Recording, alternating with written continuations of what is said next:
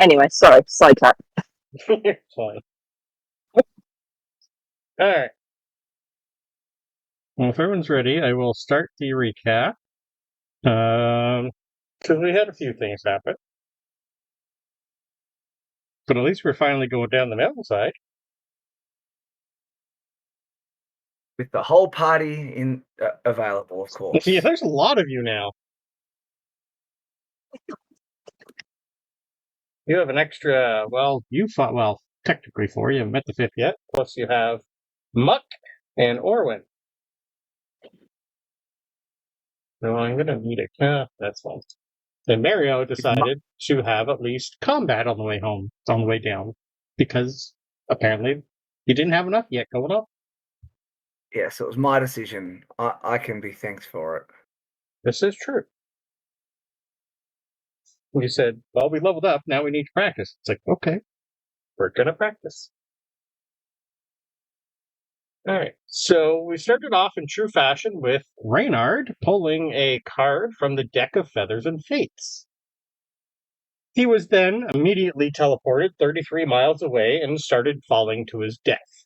With nothing else to do before his life ended, he pulled more cards and started to put all his effects into Susan's basket of holding. He pulled a few more cards during his journey down, and luck had it, he pulled a phoenix feather. As he died, due to the impact on the side of the mountain, he was instantly reincarnated with half his health, and the feather turned to ash, where once there was a Vulpin, now stood a Raptor. After taking stock of the situation and realization came into his head that he could literally just glide away from both this mountain and his old life, he grabbed what he could find and started both a new life and a new character. The deck with 11 cards remaining was sadly lost. Back at the Bandit Way station, our party awoken to the yell of watching Reynard pull a card and vanish. Jeremy was then sent to try and find where he went, but after an hour, our party decided to just hope he found them again soon. You packed up and headed towards the fortress. Along the way, it was decided to have Irma dig a hole and hide inside of it with most of your weapons and important items, and that it was just best to announce yourselves and ask for parley when you got there. Oddly enough, it worked. The bandit fortress was bigger than you thought, and it also seemed to have a lot of families inside. You heard and saw glimpses of children here and there. You also saw cages of perch guard prisoners inside. The guards then took you deeper into the castle and placed you into a room to await for their leader, Benna, to arrive. You were also placed in a room with 3 others, 2 Gerbine artificers that were captured from the avium and have been put to work as fixers of this place. Another was a Hedge that seemed to be sleeping, but once the door was closed, she sprang up and put an ear to the door and told the party to be very quiet, as the guards liked to listen in. You then learned a little bit about this place and the plight of the bandits that they are in. The Gerbines were fixated by Bubo and almost got lost in how to create their own. After 20 minutes, the door opened and a very beat-up Maupaw was tossed in. The same one you guys saw in a picture. Sky then went to heal the poor old lady, and the rest of the party were taken to Benna. Reynard also saw the one that beat up the old lady, and that she was one of the ones on his wanted poster back in Alderheart. Benna and our party then went back and forth as to why you were there and what the Bird Council was proposing. With the help of Orwin, Bronobi was able to convince her that putting aside the skirmishes and raids was best for both sides, and to come to the table to talk. So, without any bloodshed for the first time, you guys made it out of a situation unharmed. Well, other than Reynard. As you filled in Sky, you met Mira the Maupaw. Orwin saw a mouse then that was looking at you all, eating some lettuce. This seemed very odd, as mice usually don't live at the top of the mountain, and with a quick thought, he asked if the mouse would like to come with them and hide inside his hood. The mouse loved the idea and climbed in. Sky was left there as a bargaining chip and to heal those in need, and you were given someone to act as Benna's voice in Alderheart. When you finally left, you met Gowther, the Druid, and Irma emerged from the ground with all your stuff. So that's where we are finishing, where we ended, and where we're picking back up. So you guys are technically slowly descending down these steps of this mountain yet again. But at least you have a bandit leader, scout, someone who can show you the way down. Maybe a faster route. What'd you like to do? Safer route's better. Sorry. I mean, I'm answering your questions. That's not Bronobi answering. So yes, I'm just going to say safer route's better. Well, you're going to see Mert kind of look at all of you go and kind of like put the numbers in his head. It's like, they outnumber me a little, but we're kind of on a, you'd be able to tell, like, this isn't something he thought his day was going to go like. So as you guys slowly start descending down your original path, what would you guys like to do?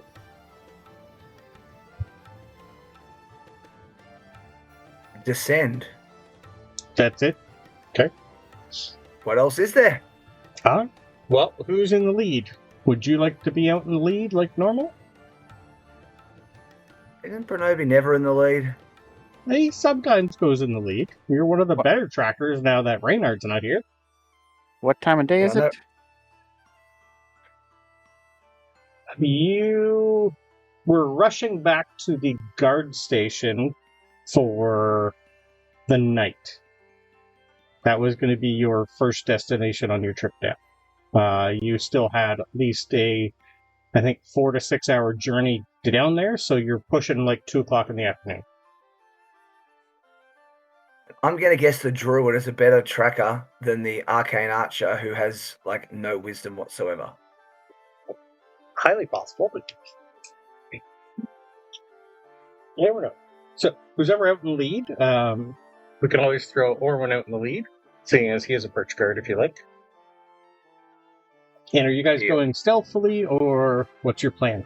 Are you going to get to know your new Druid companion? That's what I should say. Gowther, what's on your mind? It's like, pretty much wondering, like, anybody got any bread? I have a little bit of bread that you can have, but first, if you are traveling with us, I expect you to answer some questions. He'll just look at you, like, "Ooh." That is not an answer, but it is very amusing. He says with no smile whatsoever on his face. Like, questions? What questions? But first of all, if you can turn into a mouse or other things like that, how do you get captured by these bandits? Were you captured by choice? I didn't get captured. I just took shelter. It was cold. It is very cold. Okay, that is all my questions. And he looks around. Does anyone else have questions? I have run out of ideas. Orwin will definitely look at you and just kind of shake his head and go, Why are you up on this mountainside? Like, there's no reason to be up here if you're not with them. I was tracking the griffin migration. There was a chance that there could have been a couple of nests and an egg. Oh, yeah, we did find one, but it was like, a lot further down. Well, the off chance they like the nest high, so I was just going to check up here. Some do. We found a lot near there's about a day's journey from the book ground, so we do know where one is. But there's remains of someone inside, and we kind of took all the gear from there, but there might be more. Are there any reason? Like, are you just, like, trying to sketch one or just learn some stuff? Well, they're starting to become extinct in the area, so I was just making sure they, was it the pair off and have little ones? Oh, yeah, there was babies there. We didn't kill them. We actually haven't had any of them try to hurt us, which has been good. We've seen about, good. 3, I think? We did see one with a spear in it, but a fairy creature healed it. Gowther immediately takes out a paper and a quill. He's just writing after that. What else? So, give me 1 sec, Leah. I will give you a new link.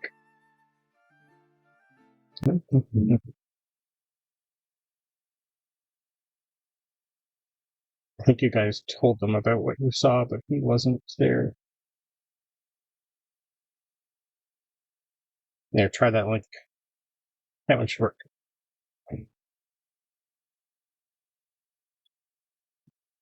Well, have you been up in the mountains for long, or?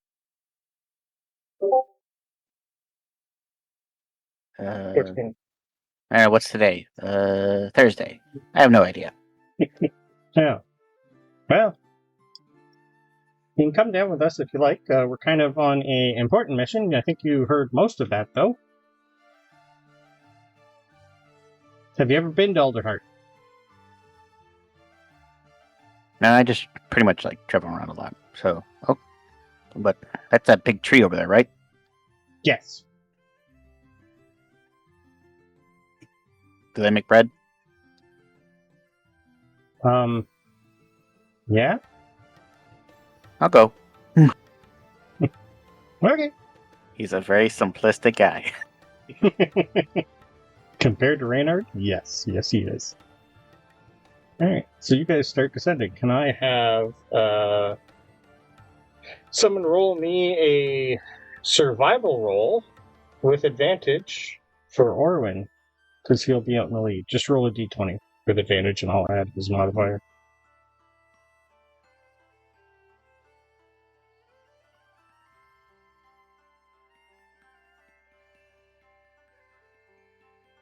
You should have access to your new token. I'll just click on it. That's right. Oh, alright, we got a nat 20. That works. Alright. So you guys start descending all the way down. It's a 4 to 5 day journey, depending on what route you guys go, so we'll just do not most of that at all. There's no point, so we can skip through any of this. So, over the course of a lovely afternoon, you guys all meet back at the way station that you guys first were at. I'll move you guys over to the guard hut here.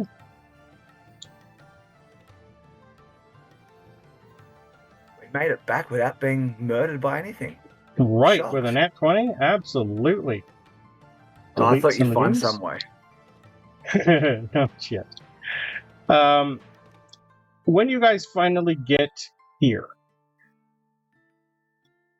can I have, by the time you come outside, you guys hear, I will take perception rolls from everybody, please. Only a 9 for me. Okay. 18 for Gowther. Okay. 21 for Irma. Okay.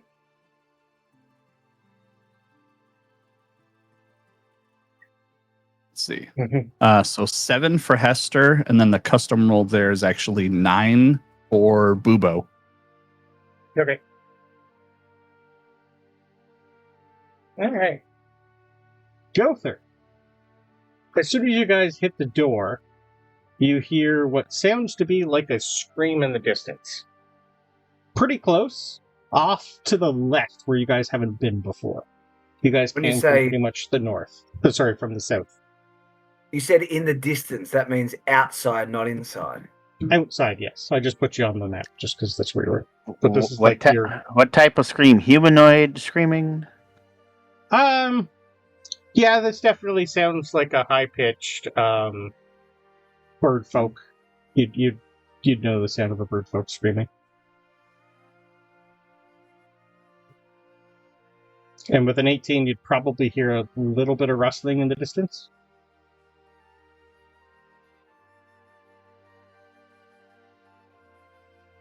He'll just turn around like, uh-oh. I think somebody found a griffin. Should we help? I You're am gonna not hear wanting to go fight a griffin. I mean, fight the griffin. You're supposed not to hit the griffin. What's wrong with you? Honestly. And Gowther would just start, like, heading off. Okay.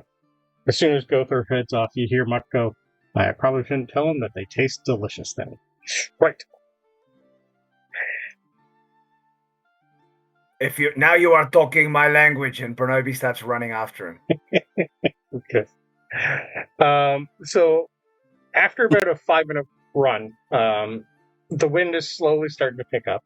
There's no tracks that you guys can see, but you eventually come into an opening that kind of looks like it has a lot of ice.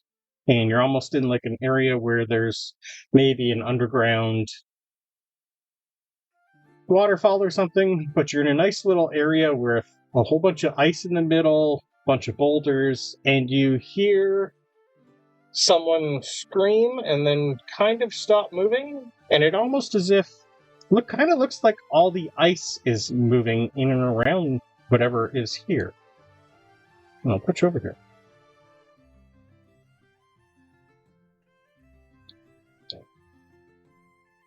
And you see fighting some sort of ice creature. Galia, you can tell everybody what they see. Oh, the ice creature! Oh, wait, she's not the ice creature. No. Oh. No. You see, yeah. Kind of looks almost like a magpie. We've got white stripe, black feathers, no armor, and just getting ready. Kind of.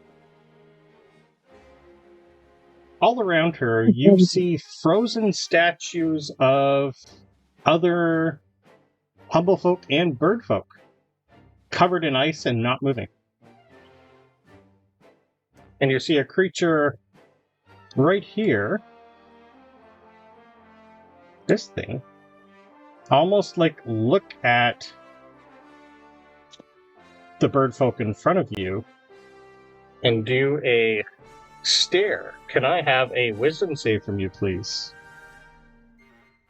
And then we'll roll initiative. That ice creature. I just like the look on their face. How far away, Brandon, before we could see them? Because I can shoot like 600 feet. This thing was around a corner. Okay, all right. So you guys are coming from here. You'd be able to see her and a whole bunch of frozen statues, but this creature not until you come around a corner. And I, what was your wisdom? A 5 wisdom save. Roll. Not particularly wise. So this thing kind of stares at you, and it imposes fragility on you, and you are now frightened of this creature. You can make a save at the end of your turn, or until it stops. It's basically creating a copy of you. When frightened in this way, whenever you take damage, you will be taking an extra 2d10 psychic damage. On a successful save, you are not frightened, and you're immune to it for 24 hours. Everyone, roll me initiative, please. God, I can never roll good initiative. Oh, wait, hang on. I'm gonna do that again.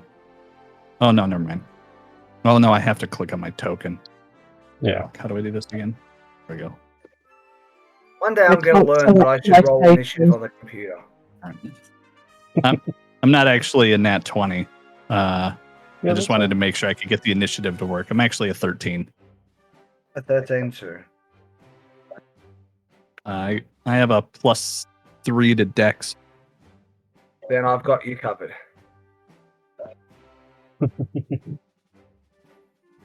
So what did you get, Kalia? 14. 14.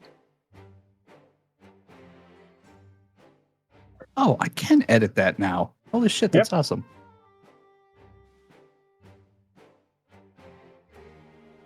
There we go. Wait, no, not 23. Fuck. And what did Irma get? 4. 4. You're down with Muck and Orwin. We got a 3, 4, Down 5, with and Muck. 6. That's hilarious. Oh, Hester's in there twice. What was your initiative, Hester? The 13? 13. Yeah. What do you mean I'm in there twice? I only see me in there once. That's bad. Yeah, I but seen the you in there DM, twice. DM can see you more times sometimes. Means he didn't clear it properly. Yeah. Oh, okay. Means we all mock him. All right. So there's 7 of you and 1 of him. That means we are all set. What's everyone's passive perception? 9. 13. 17. 10. Okay. Gowther, you're up. As I only see our newest friend, I just go, Yes.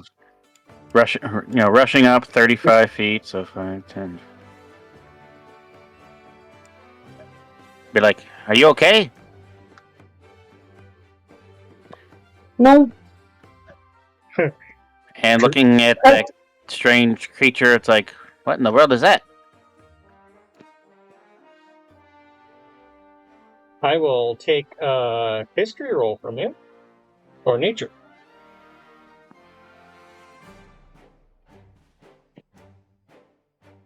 Too bad you guys wasted those nat 20s. Ooh, nat 1. That one for a whole 7. It's a piece of ice. Yeah, don't know what it is. So it's like, Yep. good lord, what can I do? How the hell? I'll cast Starry Wisp on it. Okay.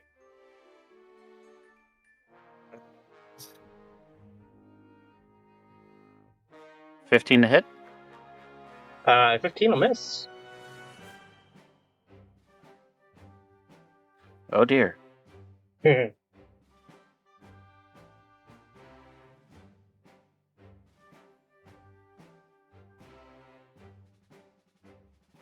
Anything else, sir? Now that'd be it, because I have no idea what's going on. Okay, perfect. All right. Well, this creature who just did some sort of stare at this Corvum in front of you knows it's not in any issue, and it is close enough. And Gowther, it's going to make a ranged attack on you. 22 to hit. Yeah, that hits. Okay. For 17 cold damage. And you now can't see or hear any creatures other than yourself. From a Rhyme Glass touch.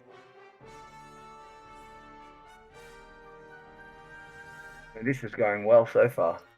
Yeah, this one was fun. And as a bonus action, it's going to...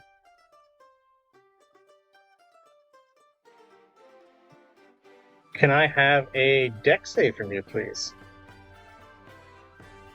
Nope, wait, nope, never mind. You just see some sort of ice sheen cover it. And that's its turn. You remember we're only level 5, right? Yeah, I do. There's lots of you, sir.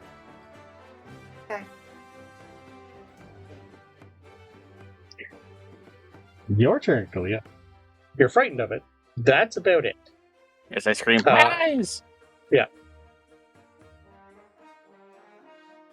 And you see a carbon copy of yourself right beside this creature. I have no idea what is going on.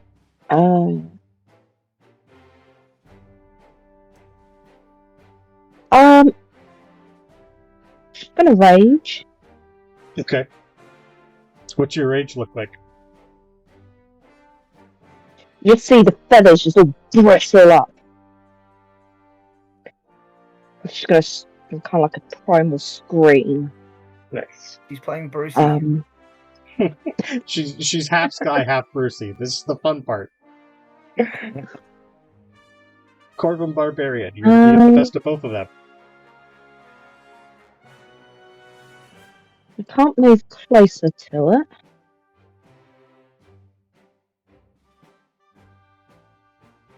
So I will just hold my attack until there's something within range to hit, I guess. You can still. Oh yeah, that's right. You can't get closer. Never mind. I can't move closer to him. Nope. Okay. Oh, doesn't Right. going rage Right. breaks the Yeah. fear? Oh yeah. Maybe. No. It doesn't say so. I guess it's only being charmed. Right.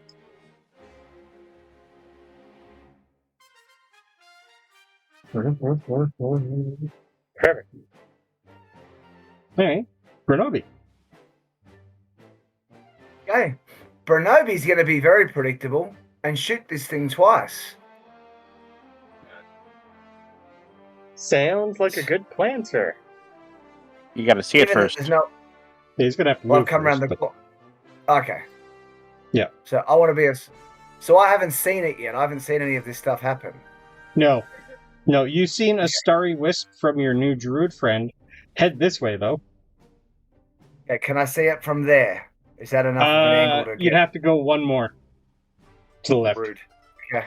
I know. He gets around, sees this Yeah. very large thing. Actually, it's not Yeah. that big, is it? It's just a No, scary it's ice medium thing. size. Yeah. It doesn't look that scary, so he's just going to shoot it twice, but it's obviously made Okay. of ice, so he's going to do some explosive arrows at it both times. Beautiful. And does an 18 hit? No, 19? Well, yep. Okay, and then a 23 will also hit. Uh-huh. Oh my god, that damage is so bad. Okay, so that is 3 plus 8 is 11, and then the explosive bit will be another 46.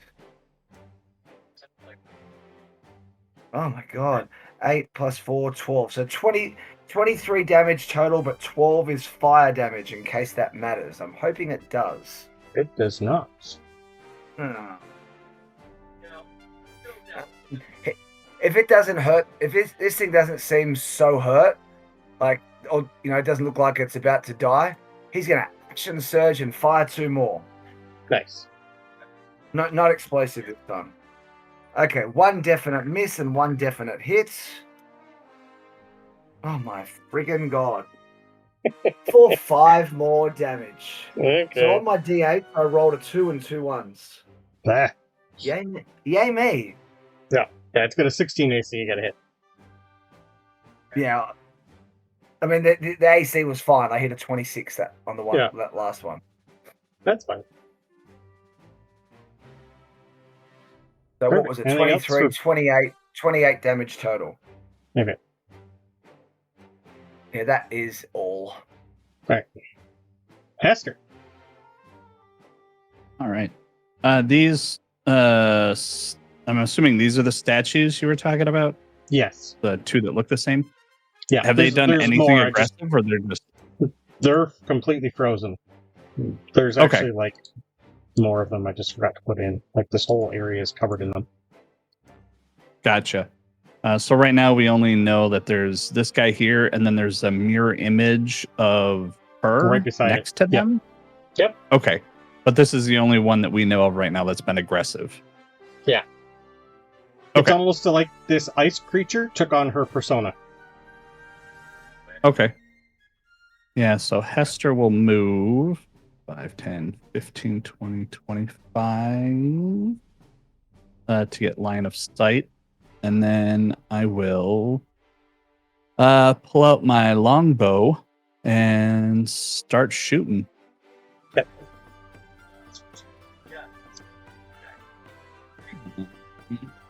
Can't tell. Is that a nap?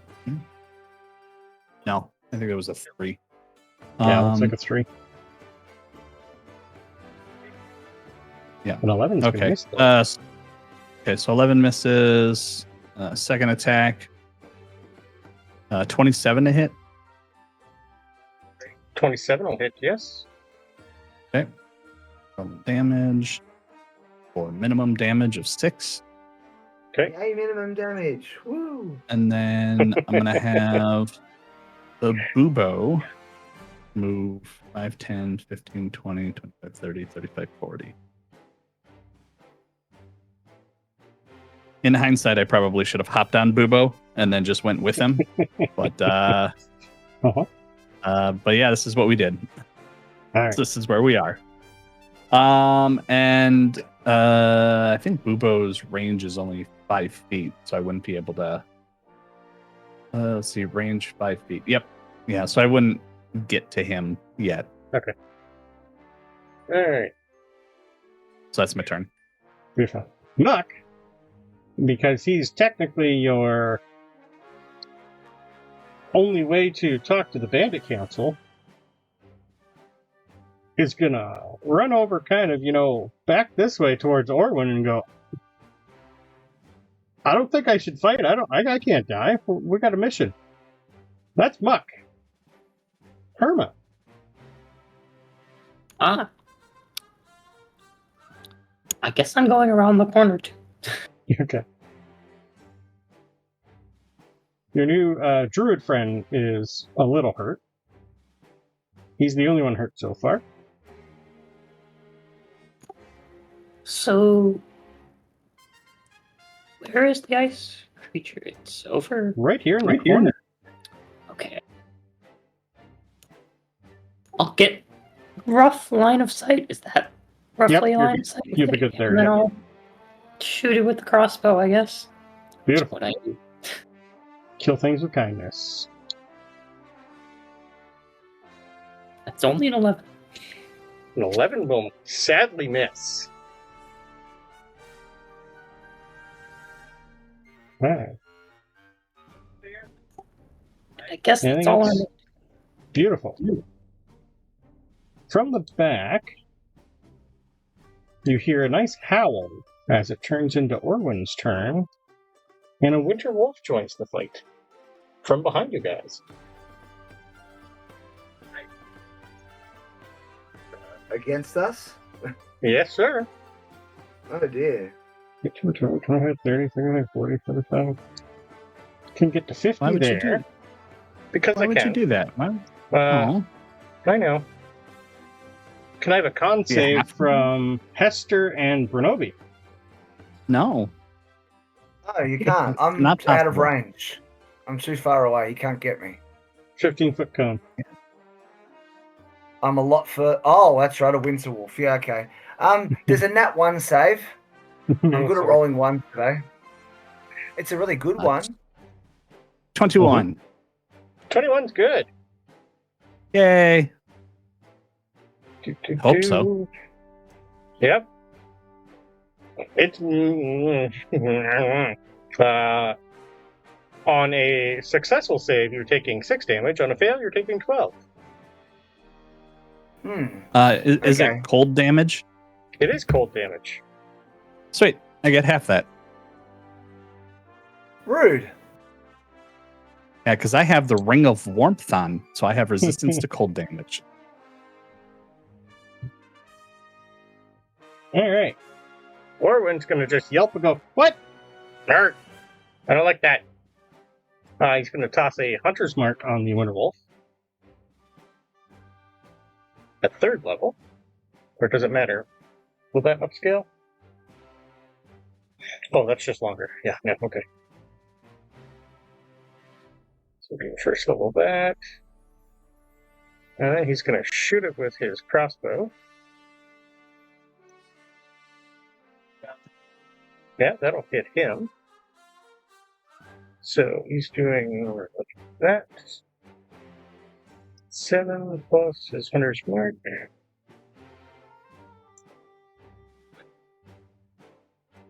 1 damage, so an extra 8. Okay. And then he's going to toss a Bardic Inspiration to Bronobi. You got this, bud. That. Gowther. Round 2. So am I technically blinded? Or just stuck in like a big old snow cloud? You can't, the target can't see or hear creatures other than yourself and the elemental until the start of the elemental's next turn. So you can see it and nothing else.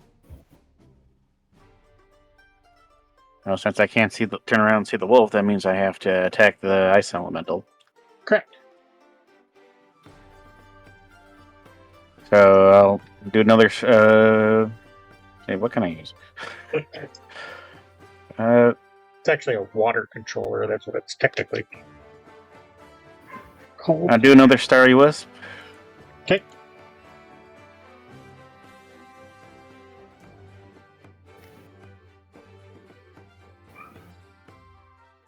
$20 to hit. That'll hit.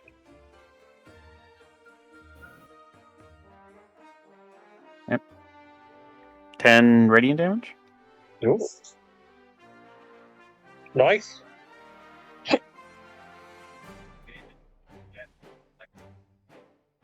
Aha, take that, you fiend. Alright, anything else? And back up 15 or 10 to 15 feet. Okay.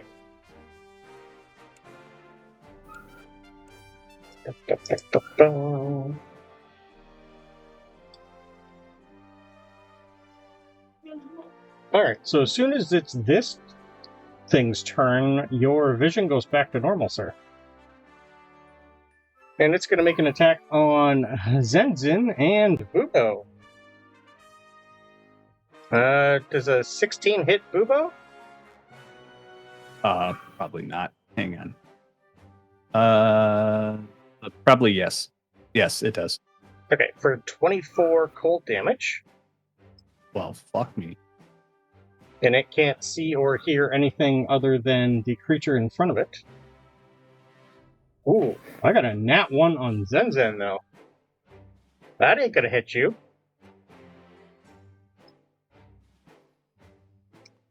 Doesn't that mean that Bubo can't attack because he can't hear Hester say attack?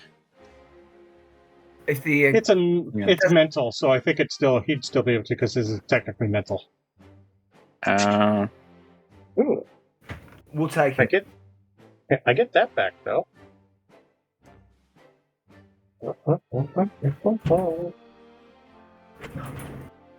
This thing is not smart enough to know this. Can I have a wisdom save from Bubo? Unless it's immune to being frightened. He's immune to being frightened, isn't he? He's immune to charmed, exhaustion, and poisoned. Yeah, okay, then never mind. I will take a wisdom save from Bubo.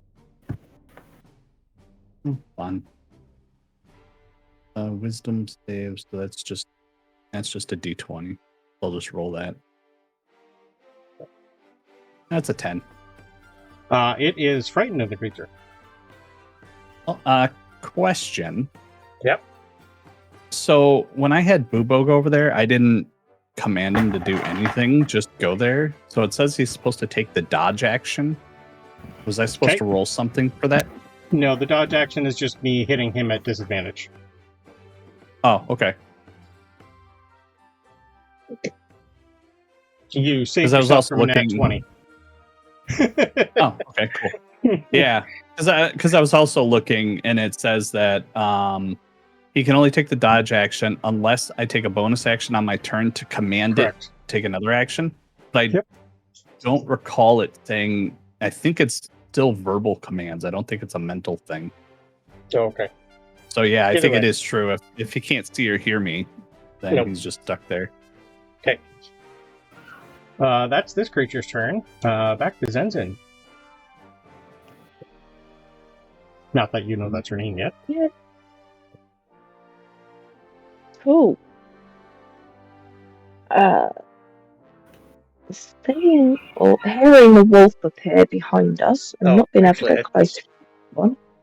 I need another wisdom save from you, please. Sorry.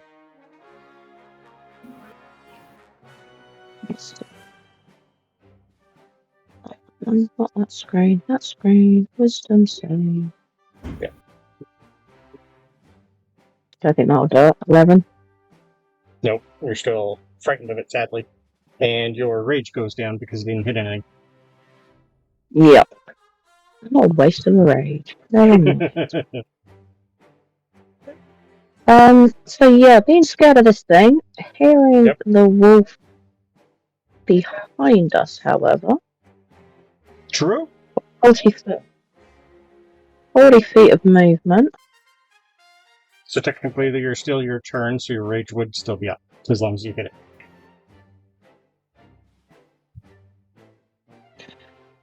So There's it's two Zenzins. disadvantage on attacks whilst within line of sight. I've got my back to this thing. Would that still count? Yes, I believe so. Yep, I'm not. First time I've played a Barbarian, so I'm having a bit of fun. Yep. Let's Swing away at. special attack recklessly. Okay. Make it straight rolls. For a 24 to hit the wolf. Easily. 13 AC. These things are easy to hit. They just can pump out a lot of damage. With his cold breath. But I rolled horrible. The cold breath is 4d8 damage, and I rolled 12. So that is 11 plus 2. Plus your age, Yeah, 13. Nice. Yep. That's Okay. the first attack. And the second one. 17. Yep. For 10. Okay. You've made it bloodied. Yeah. Sure. Anything else?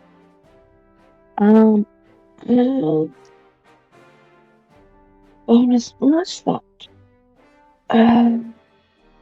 Attack with a light weapon. I bet that doesn't count as a light weapon, does it? No, that's a heavy. No, that is it. Bronobi. You're a little chilly from this thing. Yeah, somewhat. Bronobi's gonna say, Jeremy, get right out of the way and do not get in range of this shit. Uh-huh. And then he is going to shoot the thing he's already targeting and completely into, because one target at a time makes more sense. Sure does. Okay, the worst roll was a 16. Okay. Does that hit? Yeah, 13 for the Winter Wolf. No, the ice guy. I'm not Oh, the targeting ice guy, wolf. sorry. Just 16 for the ice guy. Okay, then that's 2 hits. Okay. D8. Okay, that's a little better. So that's 11 plus 8 is 19 damage. Okay. And I'm going to second wind to get some health back. Yeah. Can I have a dexterity save from you, please? As it does a frigid sheen and sends your bolt right back at you, sir. This far away, it can do that to me. How rude. 60 feet. That's super rude. I don't like it. A dex save. Yes, sir. Okay, maybe. I might be good at Dex. Am I good at Dex? Ew, does a 15 save? 15 is the save, so you're taking half that back. So you're taking 9 damage yourself. Didn't it send one of my arrows back, not both? Oh, sorry. 19 was your total damage. Yes. So whatever the first was, I think you said 13, maybe, or 11. I don't know which was. There was 11 and 8. I don't know which was which, so I'm gonna roll a d20, and on a 1 to. Okay. Or we'll just have 11. and say 5. No, I rolled higher, so I take the higher damage. Okay. So it's 11, and I say 5 because I got half, right? Yep. Okay, no worries. That's its reaction used.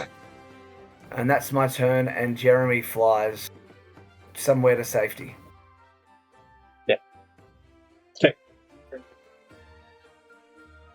On a good note, it's starting to look a little shattered.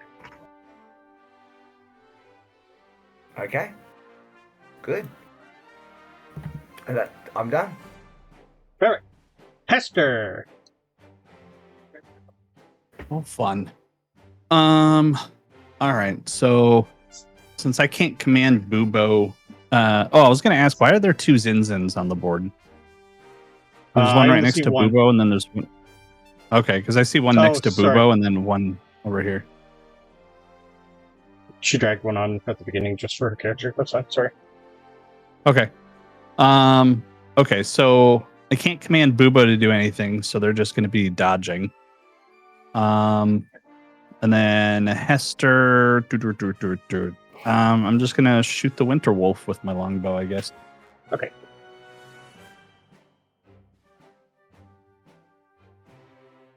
$15 to hit. 15 hits. All right. For 11 damage. Okay. And second attack. 17 to hit. Yep. For 13 damage. Ooh. Starting to look like crap. All right. And actually 5, 10, 15, 20. No, shit, I can't do that. And whatever. 5, 10, 15, 20, 25. I'll go to there. Heading towards Bubo. Because I've lost a connection with them and don't know why. So I'm heading over there to figure out what's wrong. Bonus action. Nothing. Cool. That's my turn. Perfect. Mock, seeing things are going a little crappy, he's at least going to summon his daggers and throw his daggers at the Winter Wolf. Miss with the first one. He'll hit the second one, though, for 8 points of damage. He's got spectral daggers that he summons and he's starting to throw them. His do psychic damage. And that's his turn. Irma! I guess, should I just try to shoot it again? That seems to be what I do. Yeah. You do have spells, whether or not you want to use them. I could. Does a 12 hit? I don't think it will. No, just misses. No. Not rolling great today. That's fine. Is anyone hurt? Like, badly? I don't think so. Gowther, kind of. I'm not too sure exactly what Bronobi's at. What, health-wise? Yeah. I'm fine. I'm Okay. healthy. Okay, then that's all Irma's gonna do. Okay. Winterwolf's turn. He has 2 shiny people in front of him, and he got his breath weapon back. Ugh. But I don't think he can get both of you.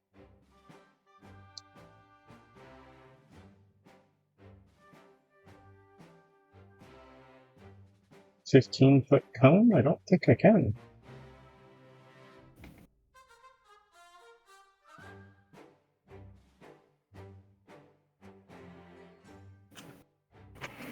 15-foot cone.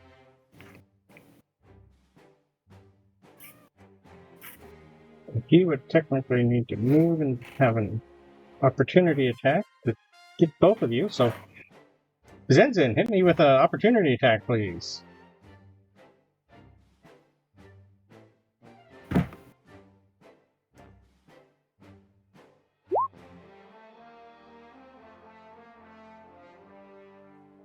That'll hit. Roll me damage. Damaging. Ooh. 17 damage. I didn't think I was going to do that much damage. Alright. Well, on his deathbed, with one health point left, I need a con save for both of you, please. I probably should have just attacked twice. Con save. Whoops.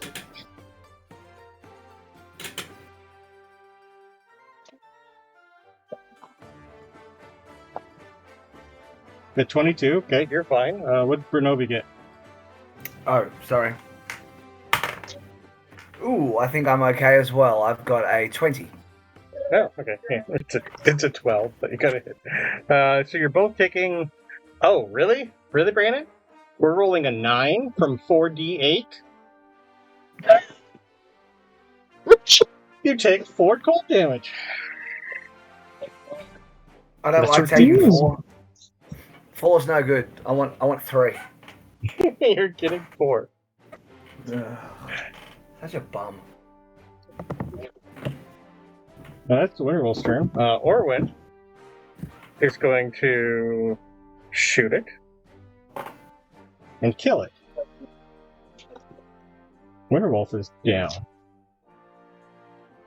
with 1 hit point left. Bleh.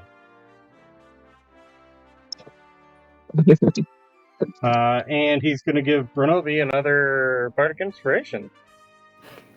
I still haven't used the last one. Oh, okay. Bardic is going to go to... Who's close to him? Irma. Okay. Gowther, yep. Werewolf died quicker than I had hoped. And Starry Wisp to the Elemental. Perfect.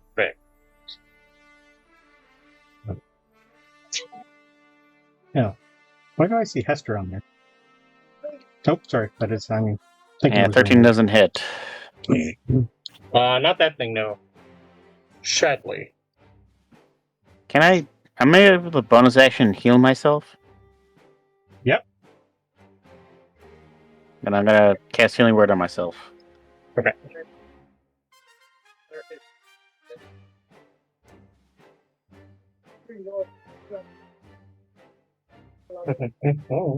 For 8 health. Perfect. Alright. This thing's finally going to move.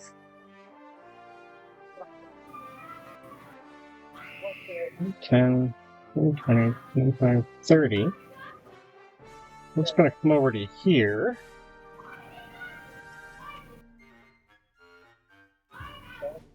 Sounds like Mario's wife's gonna kill the kids. No, that's just my kids being kids. They're so annoying.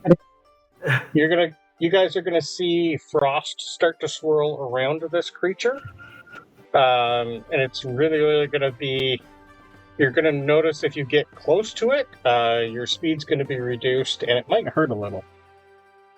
So that's its bonus action. Its action is to.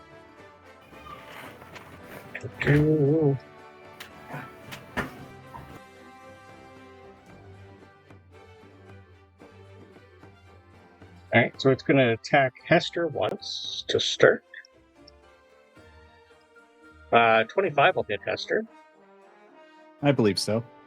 for 14 cold damage. Okay, half to 7. And might as well hit you again for 20 No, to don't hit. do that. Yeah, that hits. Ooh. For 20 damage. Reduced to 10. That's its turn. Bronobi. So that noise was my kids just playing Roblox, and that's Nice. through 2 doors. 2 That's closed doors. Love it. Like, how? Bronobi's turn. He Hold is on, I going... dropped out of the initiative. I was next. Did you? Yeah, I'm not on the attacker anymore. Weird. Sorry. How Oh, dare you yeah, kick because me you off my turn? deleted the other token that was next to Bubo. That's what it was. What was Which your initiative must again, have sorry? been- 14. Okay, perfect. Did you? Sorry. Sorry. You're good.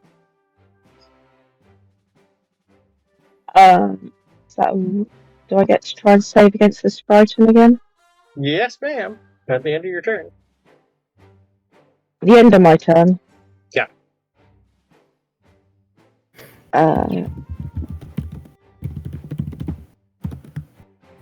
You can still move, just not near it. Yeah. You play the drums, Mario. What was that? You playing the drums. Oh, he fuck. types Nice a lot. typing. Furiously typing. It's the Yeah. first time when I've typed since we've been playing. I forgot that it does that. I don't know why it Yeah. never to. I don't know. I'm really causing a problem. I'm really causing problems today. That's okay. Cool. So Well, now if you don't probably hit it, your rage closer, drops. You could technically... actually, no, you can't even go smash one of the ice statues because you still have to get closer. You could still hit the Winter Wolf, technically, and keep your rage up, even though it's dead. Could I smack myself? Or yourself, if you like. But there's a dead body of a Winter Wolf there you could just hit again. And keep your rage up. Yeah. I mean, Well, if she hits herself, is she weak or strong? There is that. I don't want to know. I really don't want to know. Yeah, do you want to attack roll for that? I hit the winner wolf. Sure, with advantage, because it's dead.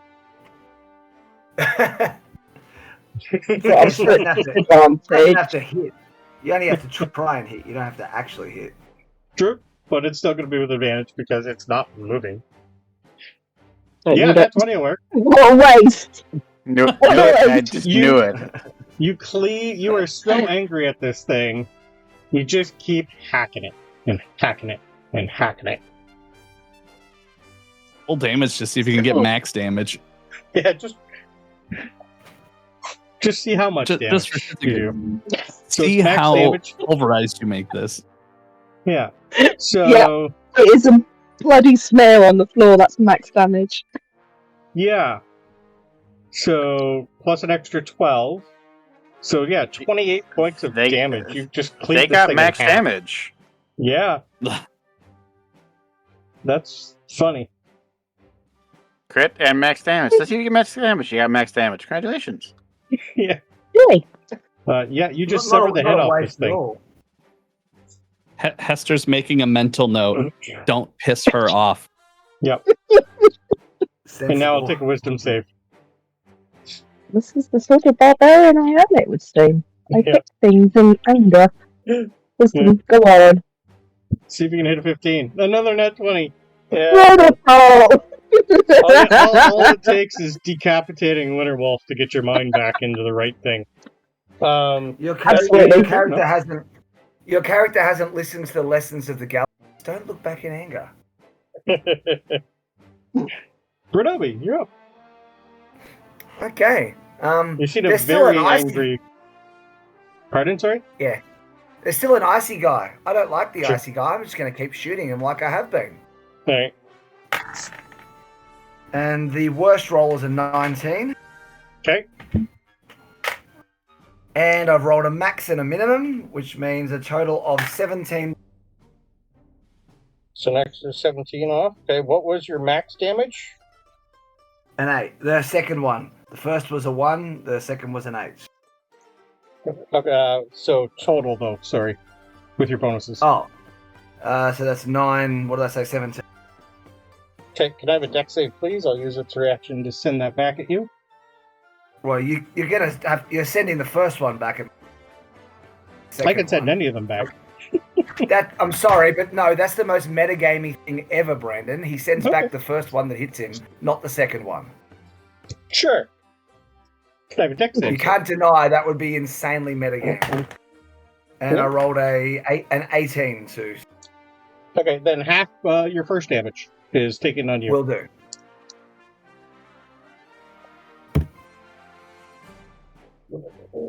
Done. So that is Hester's turn. You're Right. Oh, what's up with him? Yeah, never mind. Okay, you're good. Right now, you're good. Okay. Let's see. Your movement speed is currently reduced, though, to 15 feet if you move.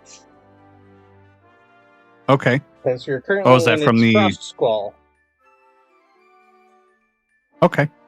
Is it reduced to 15 feet? So that's all the more I can go? Correct. You'd be Okay. able to tell that behind you is safe, in front of you is not safe. Okay. I will move. Bubo can move now, right? Yep, he's still the same as you, though, because he's within 15 feet. Actually, he needs a wisdom save, too, for him. Okay. Unless he's passed his. Has he passed his wisdom save, or no? Since he was frightened. I don't think he has. No, I haven't done any wisdom saves for him or me. Okay. I don't know if I you're needed fine. to do it or not. No, just he Okay. does. In order to attack, he'll need one at the end of his turn. All right. So here's his Yeah. wisdom save. 11. Nope. Okay, he's still frightened. Okay, so he can't move closer to the Nope. blue thing. Correct. Can he move towards me, like straight south? Or is that still close? That's not to- closer. It's not closer to him, so technically, Okay. yes. So then I will move him. So basically, I'm going to have Bubo run past me, and then I'm just going to hop on Bubo. Okay. So 5, 10. So this would be 3 squares. So that's 15. Okay. That's all the farther as soon Bubo as can you move. see him start moving, he takes 10 cold damage. Oh. Okay. Then he falls apart right there. Okay. Uh, And you learn that as long as you don't move, you're not going to take any damage. Okay. Yeah. So then my action is just to shoot this dipshit in the face. Okay. The 12 Yeah, to hit. As you cry out, 12 Bubo! misses. Bang. So you do have a Bardic, remember. Oh no, he gave it to Irma. Never mind, sorry. 12 misses. Okay. Then there's a 24 to hit for 11 damage. 24 hit. Yep, 11. Okay. Yeah, I guess I'll just stay here so I don't take any more damage, even though it's going to be reduced. Okay. That'll be my turn. Luck is gonna 30. Chuck a couple daggers at it, because it looks like he's doing okay in the back. Nat 1's gonna miss, and 17 is gonna miss. Nope, 17 will hit. He throws a dagger and goes wide, but the minimum damage with 5, of course. He sucks.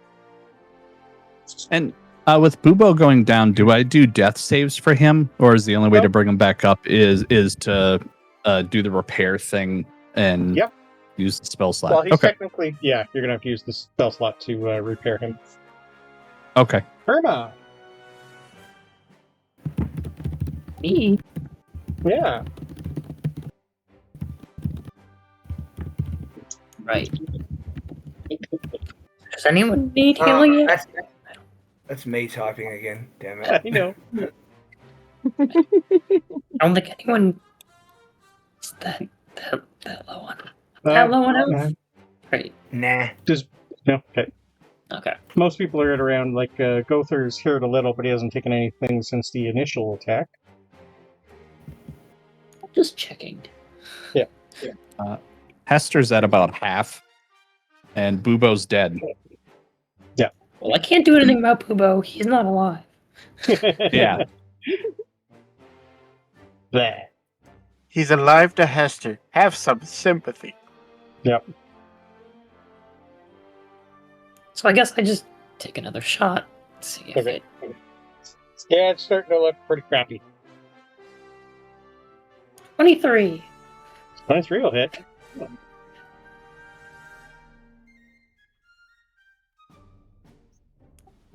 Six damage. Ooh, okay. That'll do a little bit more. It's starting to look pretty shitty, though. Anything else for Irma? Guess that's it. Corvum is going to shift. Can he change his Hunter's Mark like hex and you can move it if something dies? Yeah. Yes, he can. Yeah, Hunter's Bonus Mark and action. Hex are the same thing. Beautiful. Ooh, 17 will, I believe, hit. Yep. 4. So that's 9 plus 1. 10 more damage. Ooh. That's a Corvum. Gowther, you have a chance at maybe killing it. Not a lot left to it. Starry Wisp one more time. Starry whiz. Oh, starry nights. 12 Nope, 12. damage. No, 12 to hit.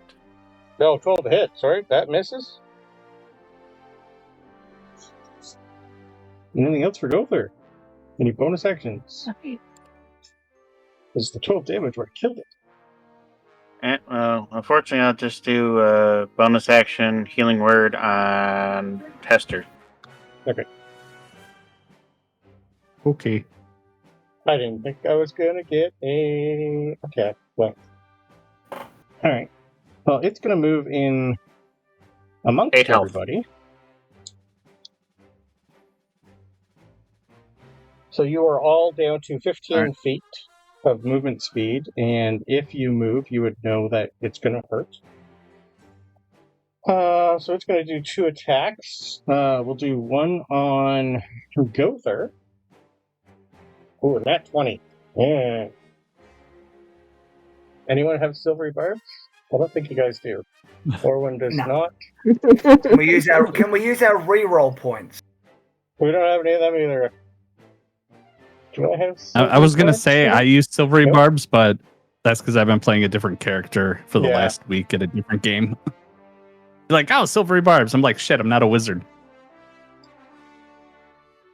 Okay. 4. What's your max health? Gowther? Well, my max health is 38.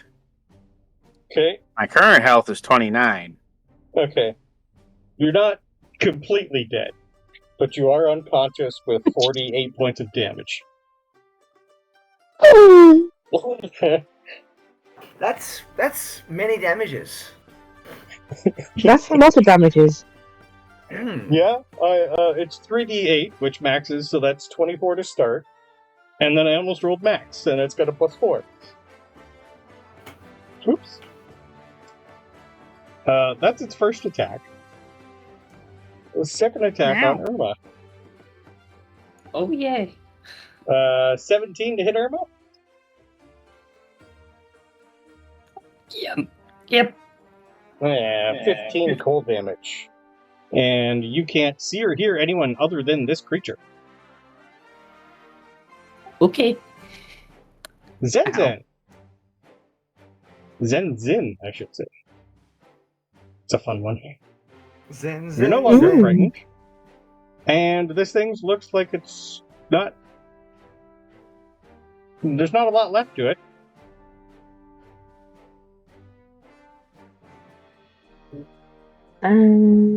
Lift this. Yep.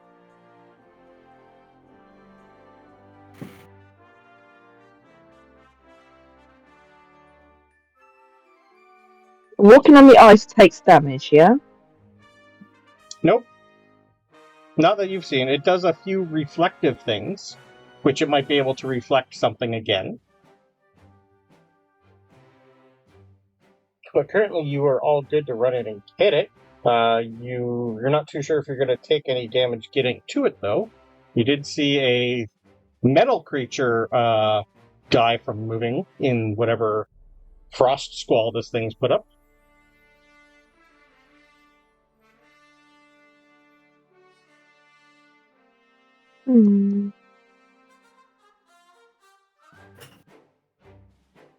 But it looks like shit. Why not? Let's try it. Okay. Is it within 15 feet, you say that it hurts? Yeah, right pretty much there you'd take damage if you got even to there. Okay, so to there, what would be the damage? 10. It's just the one turn.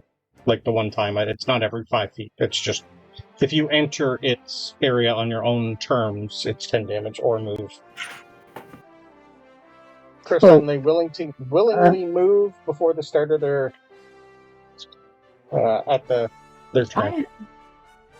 So you take 10 damage, but you can I am raging. Yep. Which will reduce it to 5. That's 5 damage. Yes. I will recklessly attack it. Why not? Absolutely. In my games, you'd be technically flanking, because Hester's there anyway, so... That'll hit, yeah. Oh, okay. Yeah, I don't need people on everything. Why did I kill it? It had 10 health. No, I hit the wrong button. Let's try the right one, shall we? Okay. There you go. 10 health. How do you kill it? She walks over. She doesn't even flinch at the pain from walking across the ground. You just double-handed, axe over the head, and smack straight over. Nice. I've got my camera on. Why am I? I'm doing things with my hands, but my camera's not on, so it's not showing. So this thing is called the Crux of Frost. It is a medium elemental, but it's considered a water controller. An entity of mirrored ice, the Crux of Frost, is almost always covered by a frosted facade, commonly called the frigid glint masks due to their ability to imperfectly mimic creatures, inflicting supernatural terror on those that they reflect. This fear makes the reflected creature more vulnerable to harm, their form and spirit withering to a brittle consistency. So basically, had you attacked it when you were frightened of it, you were going to be taking a lot more damage. Psychic damage as you were hitting yourself, basically. Stop hitting yourself. Stop hitting yourself. Yeah. Absolutely. Put you guys out of combat. Yeah. I would like to go just one day without a fight. Is that too much to ask? He yells at the sky. I'm going to do a quick Cure Wounds on Gowther from Orwin to bring you back up. You get 15 healing.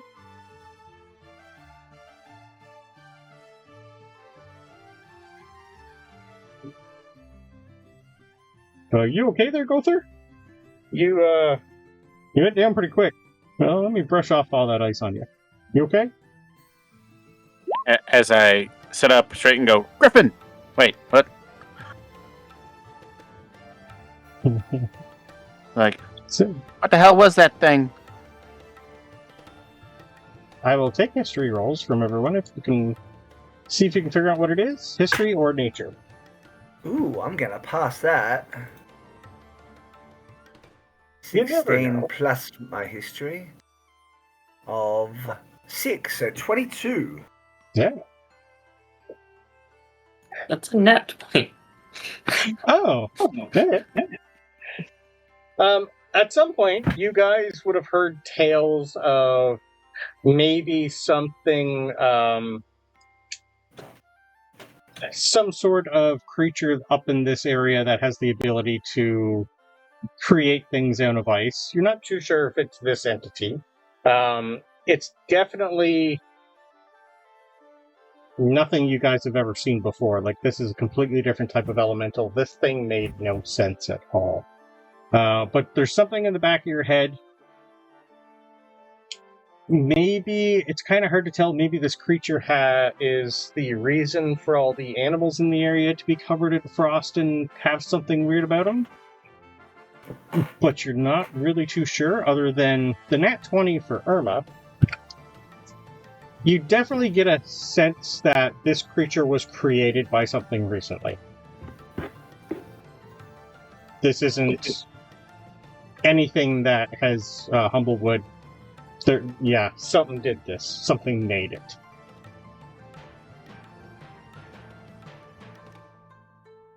Interesting.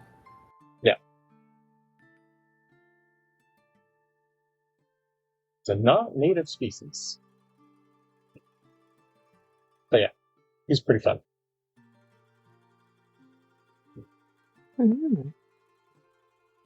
So you guys all have a very angry, who's slowly not angry anymore, Corvum in front of you.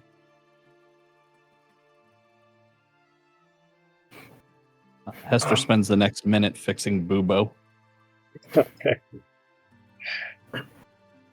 I'll also take perception or investigation rolls if anyone's taking a look at all the statues. For sure. That's a nat 20 plus 6. Okay.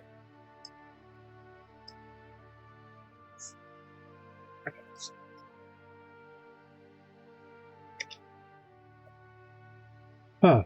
Muck's pretty much just going to walk up to the new Corvum and just go, right, we're going down the mountain. Quickly. Are you okay? Did you want to join us? The name's Muck. I don't recognize you. You're not Perch Guard, are you? Warden, do you recognize her? Warden's just going to shake his head and go, nope. Nope, who are you? I'm Zenzin.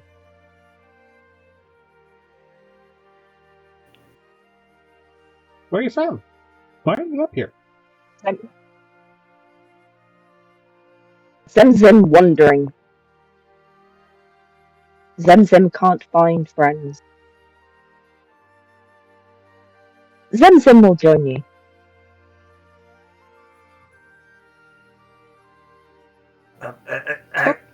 Are you Zenzin? Me Zenzin. You... Okay. I am Bronobi. I recognize... Bronobi. Yes, I recognize the pain, the anger in your face. It looks too much like a person we used to know. I would not say friend, but anyway. We are... If you fought well with us, welcome to stick with us for a while if need. Jeremy, come back now! And you see a little tiny dragon come flying around the corner and land on my horns. Antlers. Oh. Yeah, you have no idea what this creature is. You've never seen anything like it before at all. Not He's one of Charlotte's a just kind. being like, oh, that's so I know. cute. Yeah, it's a pseudo-dragon. Golden pseudo-dragon. But for you, it's just a tiny little golden creature. Shiny. Curious. Yes, he Friend? is. Friend, very good boy. Okay. And sort of cocking the head. Sort of. Right. Your Nat 20 investigation, sir, going around these statues. These statues are covered in ice, but they're also stone first, and then they're coated in ice. So they have somehow been petrified before they were coated and then coated in ice. But you do see two things that are not petrified, because they'd have to be magical if they're not. You'd have to chip away at the ice to get to them. Whether or not you're going to break whatever's inside of it, it's kind of hard to tell, but there are two things that are you would recognize as nice stuff. Bronobi would immediately start going over the nice stuff. You know how Jeremy is gold dragon? I know he doesn't have a breath weapon, but he would still have like... yeah, but he would still have like a hot breath sort of setup that would help melt ice, surely. Let me look at the pseudo-dragons. I know, it doesn't specify. This is purely asking for a DM decision. The pseudo-dragons have a stinger. So I'm going to say it's got magic resistance. It can bite, or sting. I'm going to say no on the breath weapon. Okay, that's fine. It was worth asking. Yeah. He's got 10 health, though. Like, come on. Yeah, that's not enough. You do a lot more than that in one attack. I keep my good boy safe, thank you. I'm not like Peter and his dog. But he's a familiar. You can summon his back. It doesn't matter. I actually don't know that. Jeremy's never died. He's never died yet. This is true. Yeah, Bronobi has no idea that he could just get him back. Yeah. So you guys see whatever Bronobi's staring at. There's something nice on one of the statues and something nice on the other statue. Yeah, there's something you're not too sure what's going on. I will take history rolls again now that you know that they're all covered in stone first. Well, I just want to know with my Nat 20, which one looks like it might be nicer to me? To you specifically? Well, one's a nice rope, and the other's some sort of, like, necklace type thing. Okay, I'm not a hobbit. I'm going for the necklace. Okay. But I'll still happily roll another, what'd you say, history check? Yeah. 10's not going to help me much, though. No. Actually, I'll use my bardic inspiration on that. Okay. That got me a 13. Alright. Yeah, it's definitely something that'll be nice for you. It's definitely magical.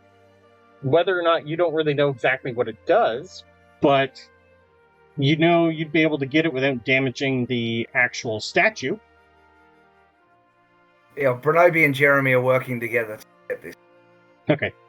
You eventually get some sort of necklace. You're gonna have to get it identified to figure out what it is, though. But it is definitely magical. Oakley dokley. Yeah. You know, one of the other ones, it looks like they have like a backpack or had a backpack, and there's some rope dangling from it.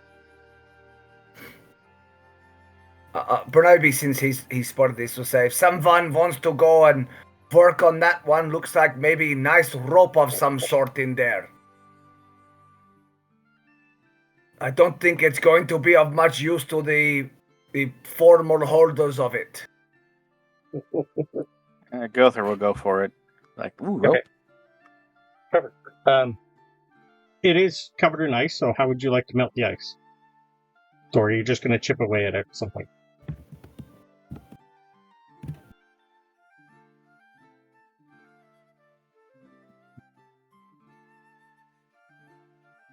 But using Druidcraft Fireplay, you know, it says to light or snuff out a candle, torch, or a campfire?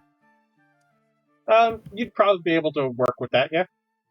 Yeah, I'll just take out a torch and go, and shake it with Druidcraft and ignite it and put it towards the ice. Okay. It'll take a bit, but yep, that'll work.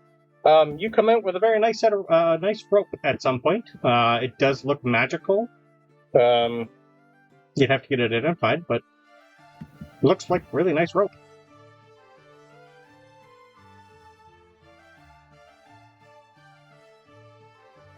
Okay. I could always use rope.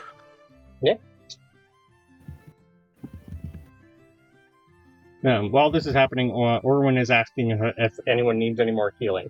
He's asking, he'll team up with Irma and go around if anyone needs any more. Save your efforts on me. I am okay.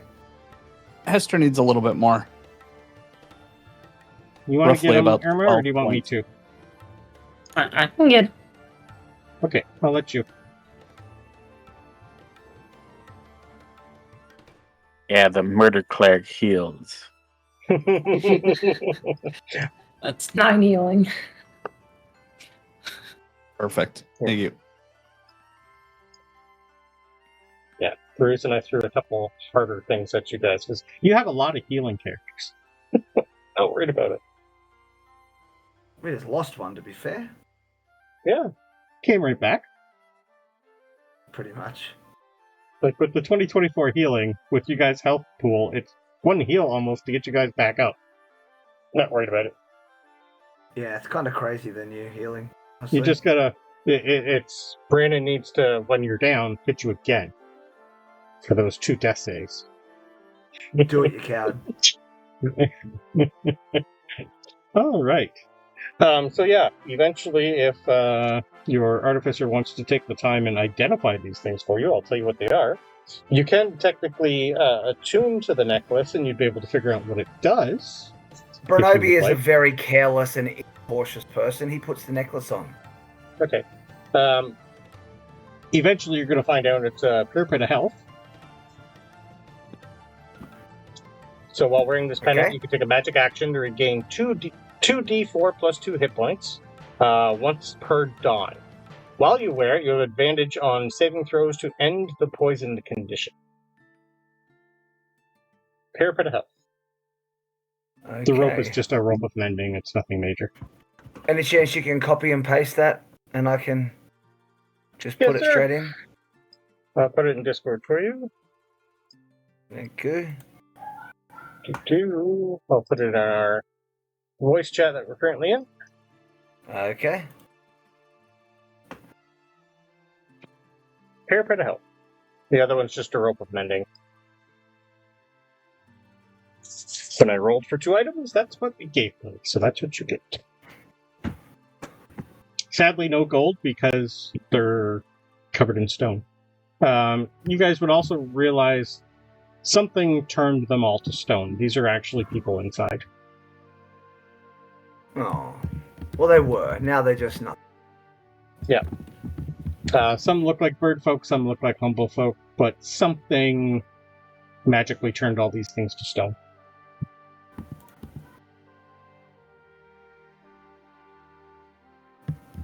So, it's pushing nighttime now. You do see a storm on the way. So, if you guys wanted to go back to the cabin for the night, I would assume that's what you're going to do next. Would seem sensible. Okay. Oops. We don't want to go there.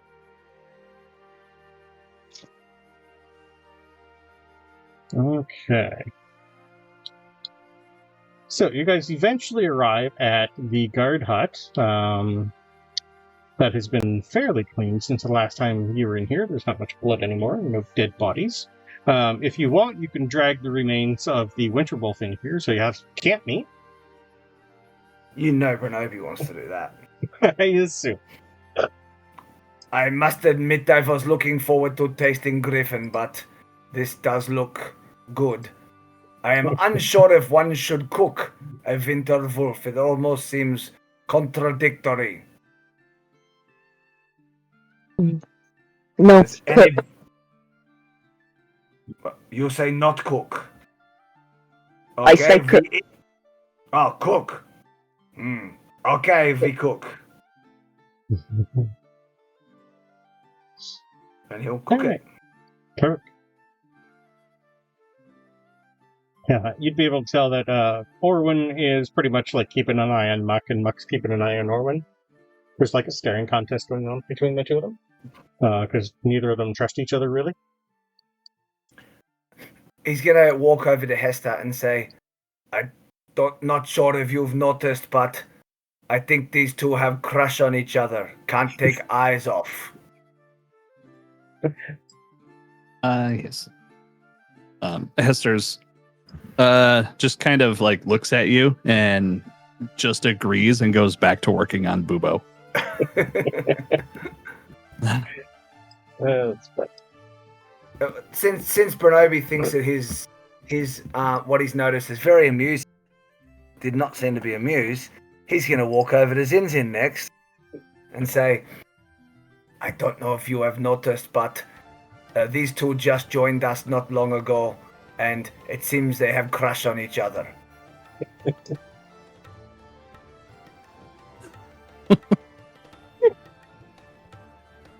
Interesting. Zenzin also gives very little answer, and Bronobi boring, and he goes by himself. Yeah, Zenzin does not talk like your other barbarian friend. Who never. Oh yeah, shut he's gonna learn that soon enough. Yep. Your other two companions talked a lot. This one seems limited. Why would you do this to yourself, Charlotte? You've almost created an. You think people would learn. I love it. Yes. Gowther's gonna go up to Zenzin with a loaf of bread and be like, bread? Bread. And Takes just it. walk back to the table, sit down, and eat some bread.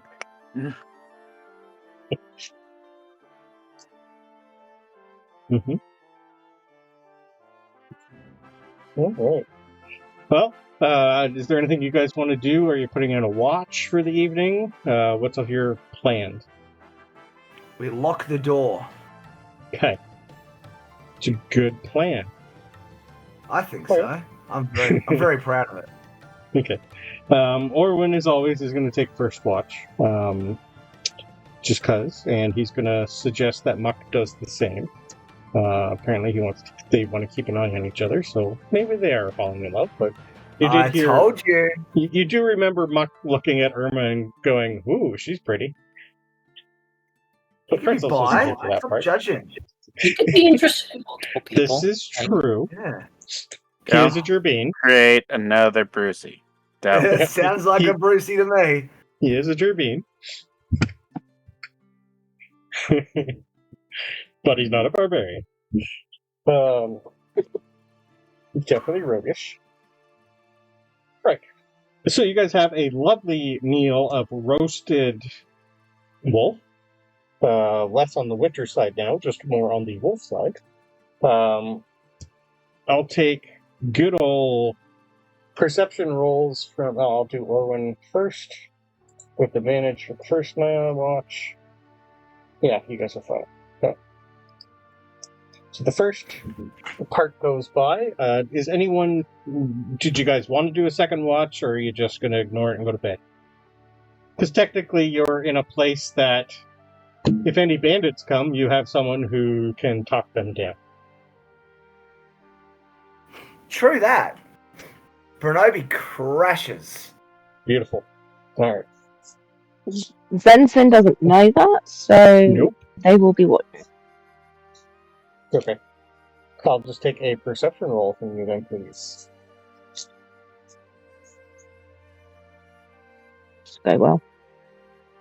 Yeah, it goes really Do you well. want me to make a few perception rolls for Bubo Sure. throughout the night? Okay. So, How many would you like? Just one. I'm okay with that. I got a 20, over 20 with Orwin, so the first is fine. All right. So that's an Okay, eight. that's a 2. 8. Okay. During the night, Zenzin and... You'd be noticed that you're probably up on your own at some point, Zenzin, except for some sort of metal creature that looks like an owl is walking around with you. Yeah, Jeremy's definitely not keeping watch tonight. Jeremy's just snuggled up with Bronobi. So this is what the lovely Steel Defender looks like. You've probably never seen something like this before. Nobody has? I don't think it would probably talk to you because it can't. So you just Hester see is it the wander. Einstein. He's Yeah. the Einstein of this world. Or maybe more the what's his name? Leonardo da Vinci of the world. Yeah, I think would be better. Or even Alexander Graham Bell. Sure. He created the telephone, sir. I'm aware of that. He's obviously Tony Stork. Yeah, he's Tony. Yeah, okay, I like that one. That's good too. It's Tony Stank. Well, I was going to go bird folk, stork. Oh, Yeah. fair point.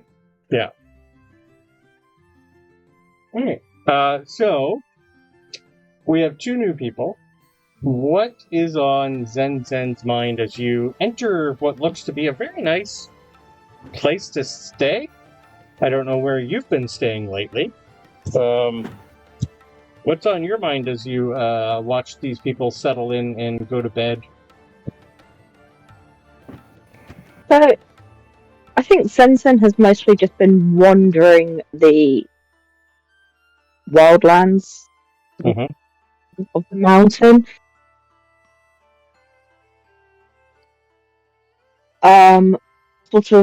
Probably just sort of thinking maybe safety's been found. Maybe friends. Haven't had friends in a long time. So, feeling pretty good, actually. Alright. Do you think you've ever been to Alderheart before? I don't think they've left the mountain. Okay. That works for me. What are your thoughts on them telling you they're going to Alderheart?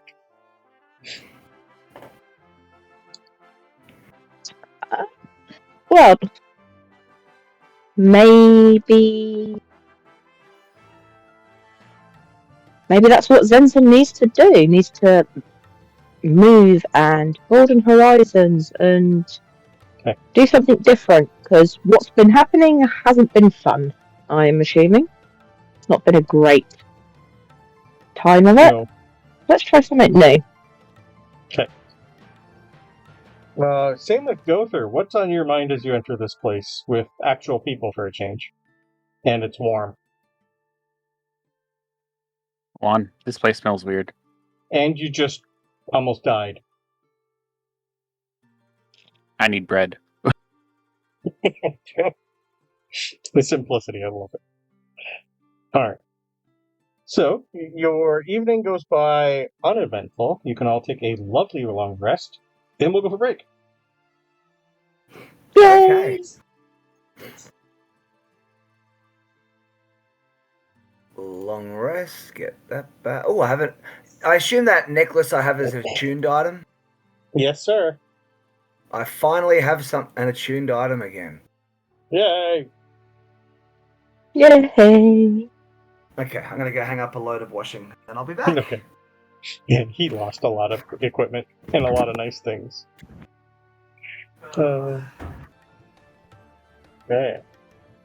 Yeah, did Bronobi actually not want another combat, or did he want one more combat? Bronobi never wants combat. I know, Bronobi doesn't.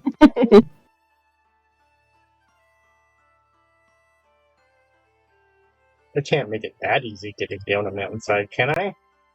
Yeah, okay. I mean, I've walked up and down many mountains in my life. I've never gotten a... No? Not one that's covered with bandits and, a whole bunch of weird creatures? And a hidden shrine? I mean, maybe I haven't been on those mountains. I just wasn't looking for those things.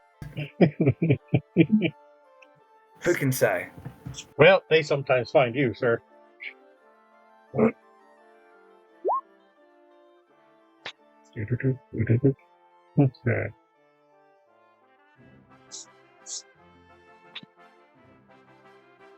Alright, so come morning, you guys all wake up fresh and clean and perky, and you had a good rest, full belly. There's still lots of winter wolf for breakfast if you like.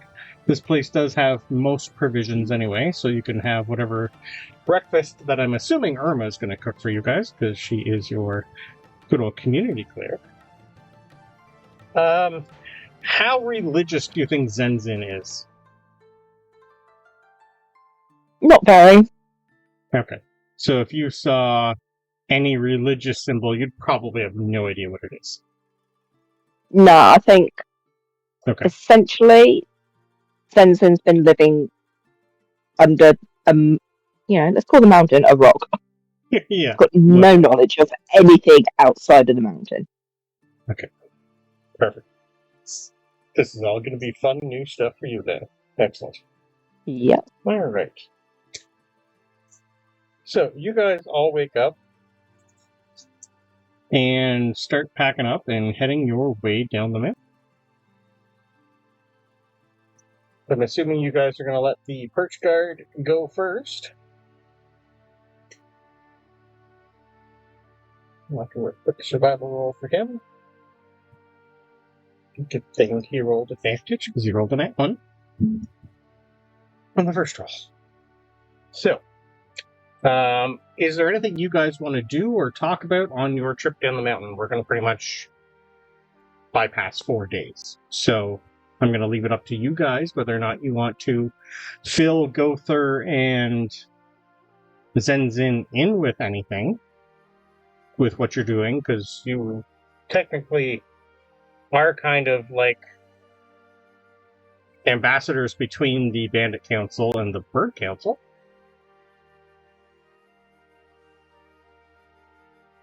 Yeah, I think it makes sense that since we have 4 days of travel, Yeah. that basically everything that has happened since session 1, we would fill them in on as to what's been happening with the whatever area burning down and us having to go to Then Alderheart. I will let you fill her in because she doesn't know, sir. Ooh, good point. Yeah. Do we have to fill The in player doesn't know. Gowther as well? No, I know nothing. Yeah, Gowther knows nothing either, sir. They're from the mountain. They don't know anything about where you're going or what you're doing or what you're talking about. So please RP that out. Filling in Charlotte and both characters. Yes, basically. Like, Frost knows, his character doesn't, but Charlotte knows none of this, so I'm going to let you guys tell her what's going on. Let's see how this goes. Yes, without me telling and reminding you. If you need a history roll, just let me know, but I'll let you guys tell her. This one time at band camp. What you mean this one time at a bandit camp? Yeah. Ooh. This one time at an abandoned camp. Okay.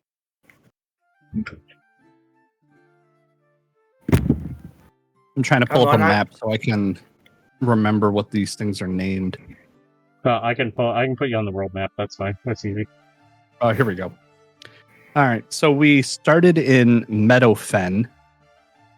Oh, perfect. So we started here in Meadowfen.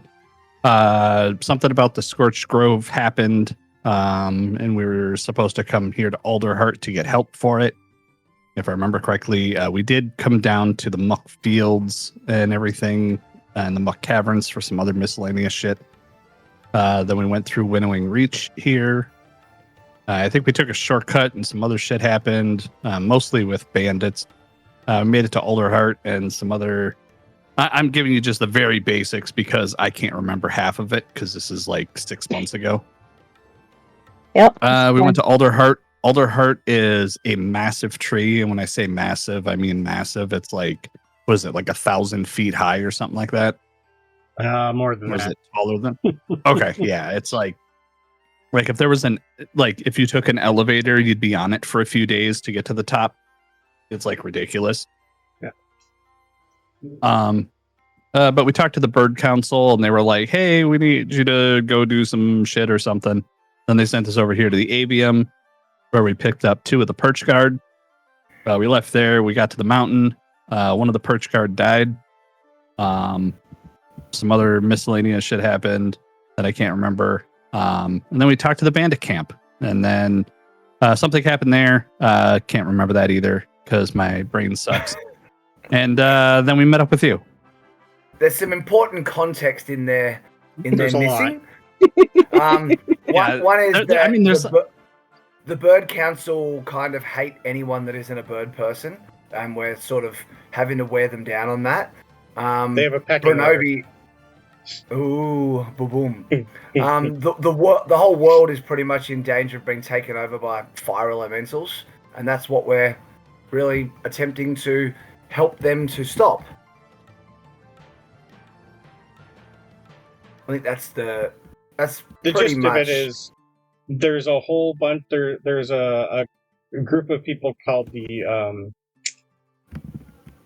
come on, Brandon, the Tenders. They're basically druids who are spread thin because the Scorched Grove, years ago, it used to be a lush forest and burned down. Some sort of elemental creature did it. These guys know a little bit more. They're not telling you the vision that they saw.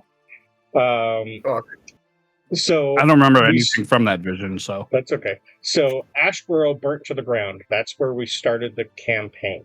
They were in Meadowfed. Oh.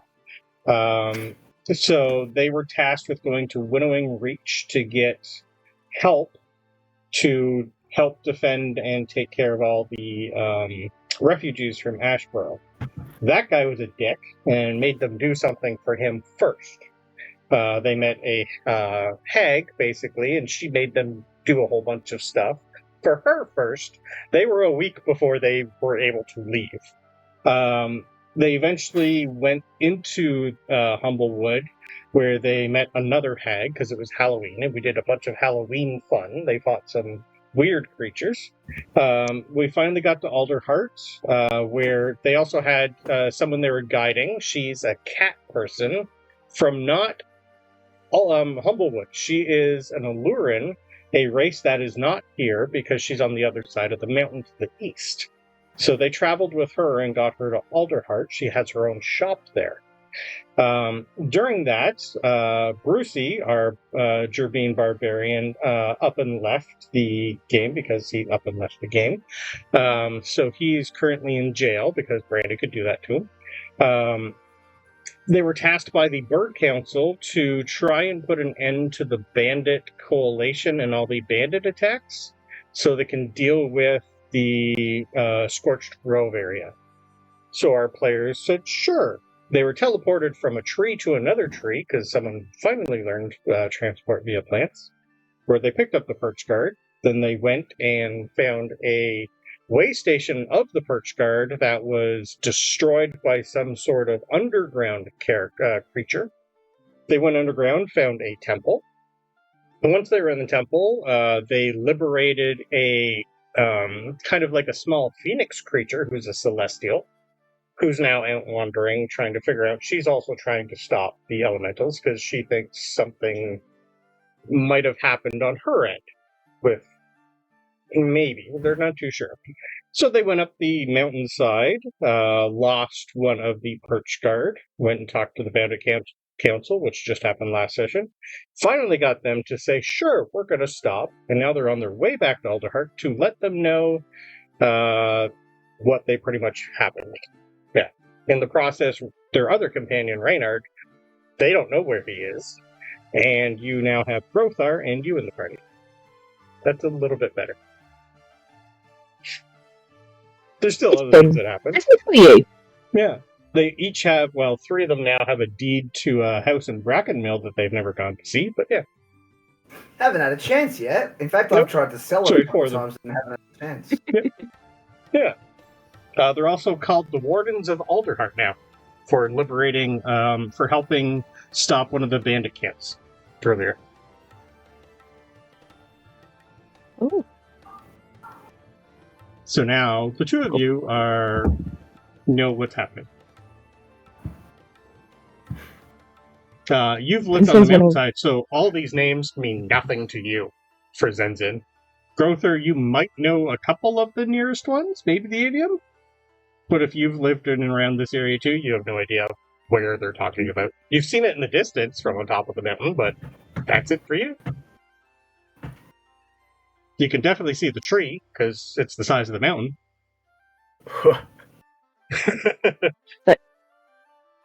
We're going there.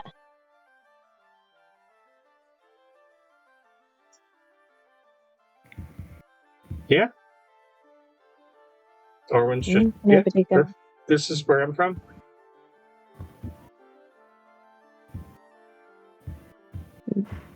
Not been I off don't the know. mountain before. Mario might have muted himself. That should be fun. Sorry, what did I just miss? She asked a question and nobody answered, so I answered her. Oh, I have two characters I'm there, just so talking to one of them's myself. going to answer her. Yeah. I was going to let you guys talk, but I figured Orwin knows things too. So. that's fair. Right. I think that pretty much covers it. You would be able to figure out that Bronobi's good at shooting shit with his bow. Hester's good at shooting shit with his bow. Irma's good at shooting shit with her crossbow. They're definitely a ranged group. You'd be able to tell that Irma can also do a little bit of healing. She's an eclectic one. She looks like a you're a hedge, but you look like a anteater, I believe, or armadillo. Armadillo. Yeah. I'll go back and show you her actual token, because her token is adorable. She hurts you, but then feels very bad, Yeah. so she heals you later. Yeah. She's an armadillo with a wizard hat. Crunchy on the outside, chewy on the inside. Yeah. She has, I think, still the highest kill count between all of them, and she's the cleric with a crossbow. Excellent. She has a very nice crossbow that can now actually shoot you to heal you. Yeah, She's it's the first in the called, party. It's called kindness. Kindness. It's an actual she- artifact. Killing you with kindness. Love it. Yeah. That's amazing. Yeah. I might have to She steal also that. likes to burrow a lot, and if there's nowhere, and you would notice at some point during your trip down, depending on where you are, but either Irma will dig a hole for you guys to sleep in under the ground, or they're going to spring a 40-foot tree and you're going to sleep in a tree, because they have a seed that'll turn into a high height. Yeah. So they have a portable tree they can carry with them to sleep in at night. Portable Get off the treehouse. No. And it'll grow anywhere. Bronobi would prefer to sleep underground than up a tree if he had the choice. All this Yeah. high mountain crap has not been to his liking. And Brandon just remembered, you also have Warden Mira with you this entire time. I am sorry. I didn't make a character sheet for her. Warden Mira is a Mawpaw. We'll say she's been nice and quiet. She's been talking to a floating lantern that is beside her. I forgot about that, sorry. You guys saved her and she's coming with you. We'll say she tossed a couple Eldritch Blasts at some point. Cool. She's an odd one who likes to communicate with some sort of enchanted lantern that is just floating around her. Yeah, these guys found the lantern the other day, and it talked to Hester. It's And the Mario warlock. has a pair of bongos. Yep. She is the lantern patron warlock built from Ojibwa? Can't remember. It's a fun one. So she's a lantern warlock, but they don't know that. They just know that she was extremely happy to get her ship back. Fair enough. So, eventually you guys But make probably it down. every morning. Yep. Every morning, you'll probably see Zenzin doing the equivalent of third push-ups and sit-ups. Full exercise routine every morning. Just sort of very into it. Nice. Yeah, I honestly don't know what a jacked Corvum would look like, but I am all for it. I technically don't think you guys have hollow bones like normal birds, but Humblewood's weird. Okay. Well, she's a barbarian, so they're probably very dense. Yeah, the feathers are wrapped around all your muscles. Some would say barbarians are usually dense in multiple.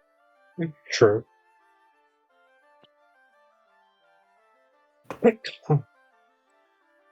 Okay. So, over the course of 4 days, you and Gowther are finally filled in. Muck would be learning quite a bit too. Orwin will fill in any of the blanks. Pretty much what I told you, Orwin's going to fill you in, because he's learned a lot since he met these folks. Yeah, but you don't see any signs of Reynard anywhere during this entire time. Hester would also be casting Skywrite numerous times, trying to get a hold of Reynard. Okay. Because we're still looking for him. We have no idea where he went. Yep. I mean, he might just be dead. Yeah, I know, but just in case. If we just find a smear of blood and nothing else, I think we can assume it is him. Or maybe a Reynard-shaped hole in.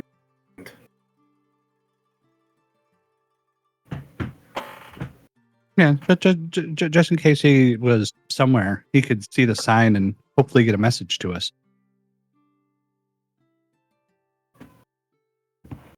I mean, Yeah.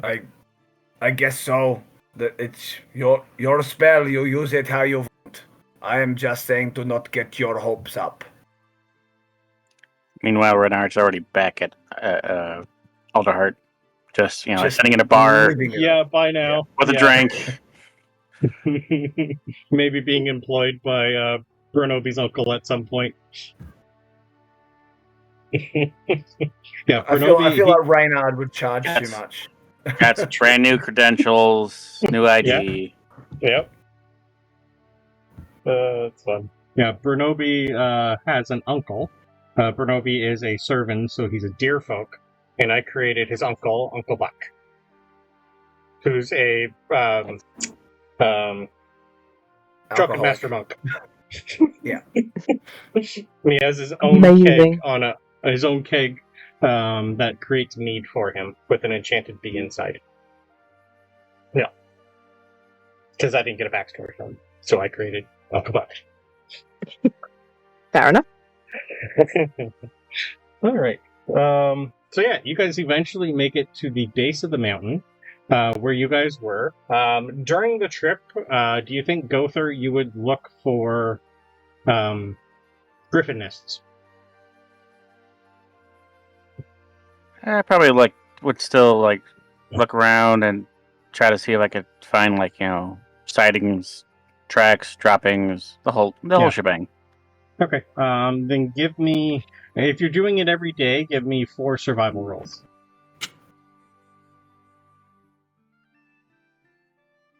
Okay. Okay.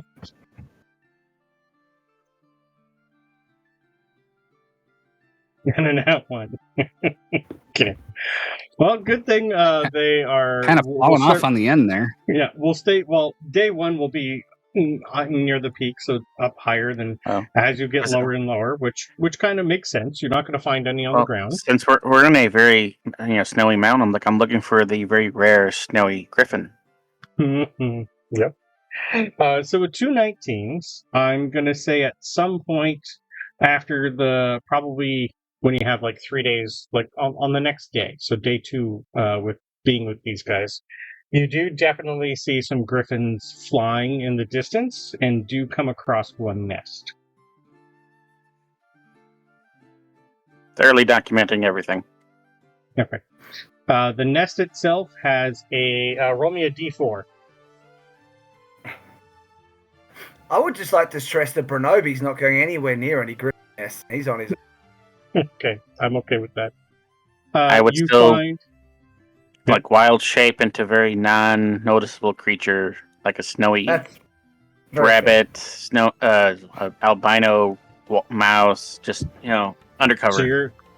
so you're going to turn into food. Okay. Now I Well, need to roll. in a snowy area, Yes. you're not going to I'll really do it with notice. disadvantage.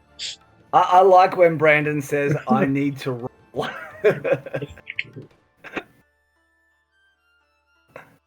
Let me just bring up a griffin here and see what their stats are.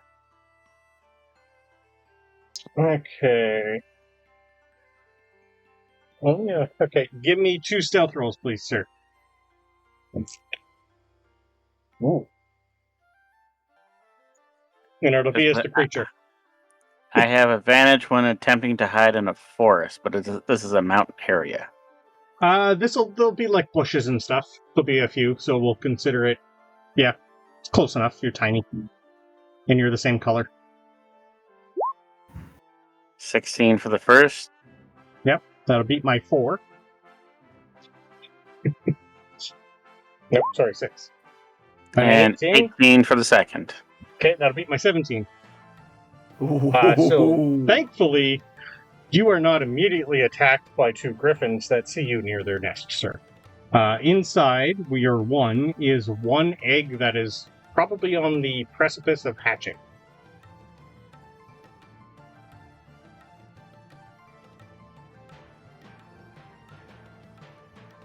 It's like I'm going to take position, just watch, see if it actually hatches. Okay, how long are you going to wait? Probably to the point where I realize I transform and probably have to run and hide. Okay. During that time, you probably see a couple claws come out, and that's about it. Probably by the end of today or maybe tomorrow it'll hatch.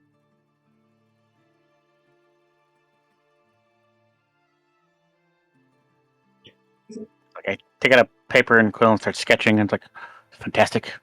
Wonderful. At some point, you guys notice that your friend went off and is going towards some griffin nests as you guys try and hide so you don't get attacked. Whether or not Bronobi stays and waits or keeps moving on, I'll leave that up to you. I mean, Bronobi does respect the hunts. I think Bronobi would, stay somewhere safe and out of sight, but keeping an eye out for our new ally. Okay. I'm going to do who I'm sure will turn up behind me, and I won't. I will do 1 group stealth roll then, please. With advantage, because we're hiding behind things? I'm okay with that. Prepare? Yeah, you definitely have time. These are, you would have caught them in the middle of a hunt, so they're not near the nest. Thank goodness, because my first roll was a 2. Okay. But my real roll is a dirty 20. Okay. Orwin and Muck did pretty good. I like to point out I never asked anybody to come with me, so if anyone gets attacked, I know. that serves you right. They definitely keep an eye on you because you are with them. Okay. Your group rolls are averaging in and around a... What did Irma get? The custom roll there is for Bubo. So that's Okay. a 17. I didn't hear Sorry, that. an Pretzel, 18. sorry. I believe that's a 9. A 9. Okay. You could re-roll. Is that a 9 with advantage? Oh, yeah. 13. Okay. Your average is still over 15, which beats their passive perceptions. Because I rolled a 21 for Muck and a 26 for Horne. Jeez. He's got a +7 and I rolled a 19. Muck is That's just worth in straight hiding. decks. Yep.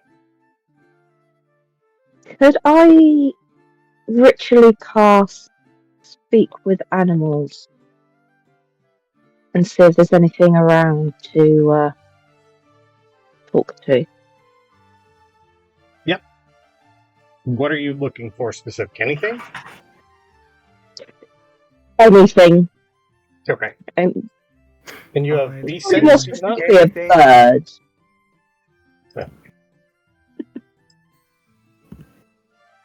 Give me a perception roll, please.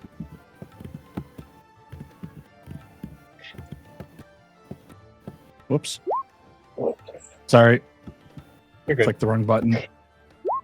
Yeah, not great. 10 perception. And your passive is a 10 also. Are you going to use your Yeah. B sense also, or no? Just speak with animals.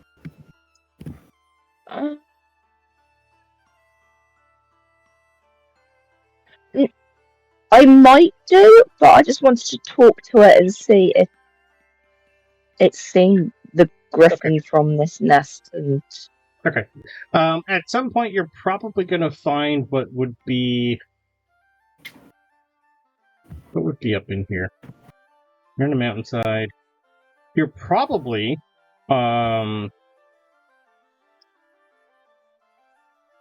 there could be a few birds up here, but I can't think of one off the top of my head. We'll say a snowy owl at some point. Yes. But it's early, so it's sleeping. Because they are nighttime creatures.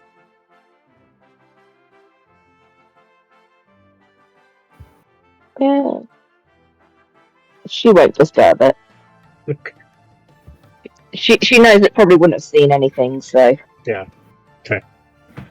Anything that's near a griffin nest probably wouldn't nest there. I was just sort of maybe something was out and about, possibly. At nighttime, yes. There'd be lots of mountain lions, and they've come across a bunch of weird stuff around here. You would even know that there's mountain goats, mountain lions. They're the primary food around here. Lately, there's been a lot of things being turned into frosty versions of them. But yeah, the only thing you'd find is that. And eventually, your buddy Gowther comes back a little happy, seeing whether or not he'd tell you what he saw, but thankfully I rolled terrible for the griffins, or else that would have been fun. I had a map prepared and everything. Nope. That's how things go. Now let's move you guys to the map, because that's technically where you are. It's the same one you've seen before, but Reynard's no longer there. Rax is dead. He's not there. But the GM layer has a bunch of more stuff on there, but we're not getting to that. So this will be day 2. So along the way, you probably see other griffins, but you don't find any more nests. Because Buck seems to be taking you guys on a different path than the one you guys were at before. It's almost as if he knows this mountain better than you. At least this way. Gowther and Zenzin might know a few extra different paths up here, but they can actually both, because they're bird folk, they can just spread their wings and catch a nice gust and take them places. Alright, so you guys eventually make your way to the ground, finally, after 5 days of travel. And in the distance, you guys know your destination path. You will come across that burnt up, abandoned keep along the way. The Perch Guard way station.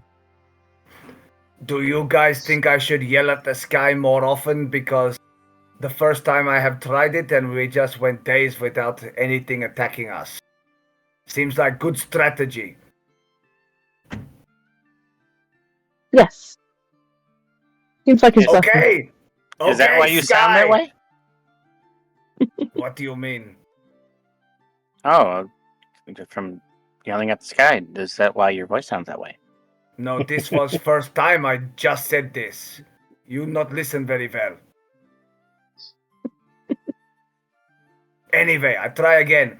Excuse me, Mr. Sky person, whoever. No more attacking us for 3 more days, please. Thank you. I'm from sure this is going to work. from the corner, because Brandon finally remembered you have Warden Mirror with you. She will at some point look at you and go, "Yeah, when you guys have time, I want to talk to you guys about Sky. But I don't want to. I think there's only a few of you that know a few things about, a certain picture and a little bit of things. So when you have time, I'd love to tell you about it." Oh, I was not talking to that Sky. I was talking to the Sky. I know. She just bringing up the name brought back some things that I've been trying to go over the last few days. You guys are more important than you know, but I don't want to go over that here. I'd rather be somewhere safe. Well, and you are very important too. When we turn you into the authorities, we will get lots of money. Oh, right. Yes.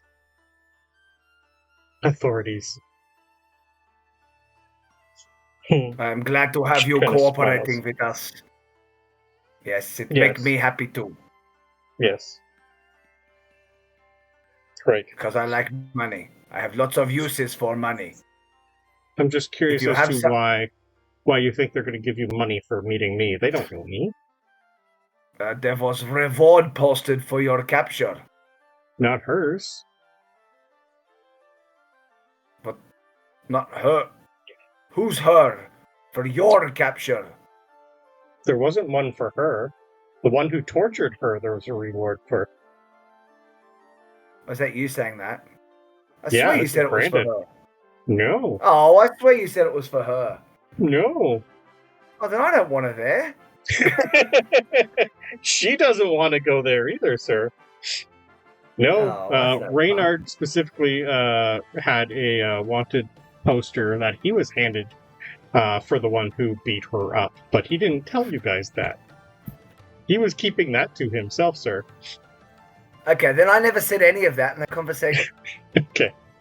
Over the course of the 4 days, Warden Mira would have caught hints that she wants to talk to you guys, but not your new friends, and especially not Orwin or Muck.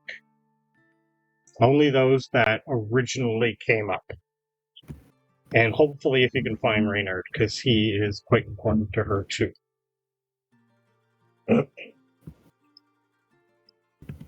Which screwed that entire thing up, but we'll figure it out.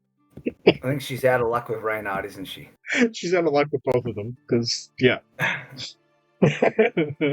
There's a whole bunch of things that were going to happen that are never going to happen for you guys anymore. Yeah, naughty Reynard wasn't clever enough to get himself killed. Sky wasn't good enough to keep turning up, so what can we do? I know. Well, still, she'll tell you some of it, but that whole side quest is gone. Because there's no reason for you guys to go with her anymore. Well, we are here now. What is it? Well, she's not telling you with the other people, especially a perch guard and a bandit. So that's... You'd be able to figure out she's not talking because of them. Yep. You want to write it down? It's not something I can write down. We need somewhere quiet where I can put a word up so nobody listens in. This is important. This is about the burning and all that. And especially Sky and some sort of stone that you guys have seen in a vision that you're searching for. Well, we need to do this now. Why don't we just have the four of us just move somewhere else? Do you think they'll mind? I don't much care. I don't know them yet. Well, that's fine. She's just gonna say, well, you're the one to ask, not me. I don't know them that well. Okay, and he will just say, Irma, Hester, we need conversation with just us and new friend here. No offense to anybody else.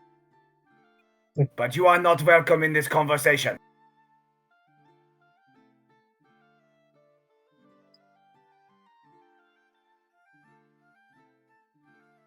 Are you two okay with that, Gowther and Zenzin? Honestly, Zenzin's probably so distracted by moving down the mountain and Yep. all the Why new would they stuff not- that they're seeing. Why wouldn't they be okay? I said it so nicely. Bronobi saying Gowther's- things nicely is you get great on people's skin. Gowther's just gonna look at him and slowly take a thing of bread close to his mouth and take a bite and like, okay.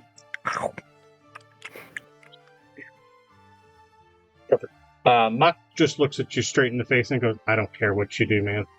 You do you. We all have secrets. But I'll watch your Exactly. back while you talk. That is appreciated. Good. Orwin's just going to look at you and look at everyone and goes, I don't know, but fine. Yes, sure. I mean, Irma and Hester have an answer, but I'm just going to grab them, pull them over to away from the others. Okay. So, she's actually going to ask you to put your tree up just so you guys have a little bit of height, and that'll help.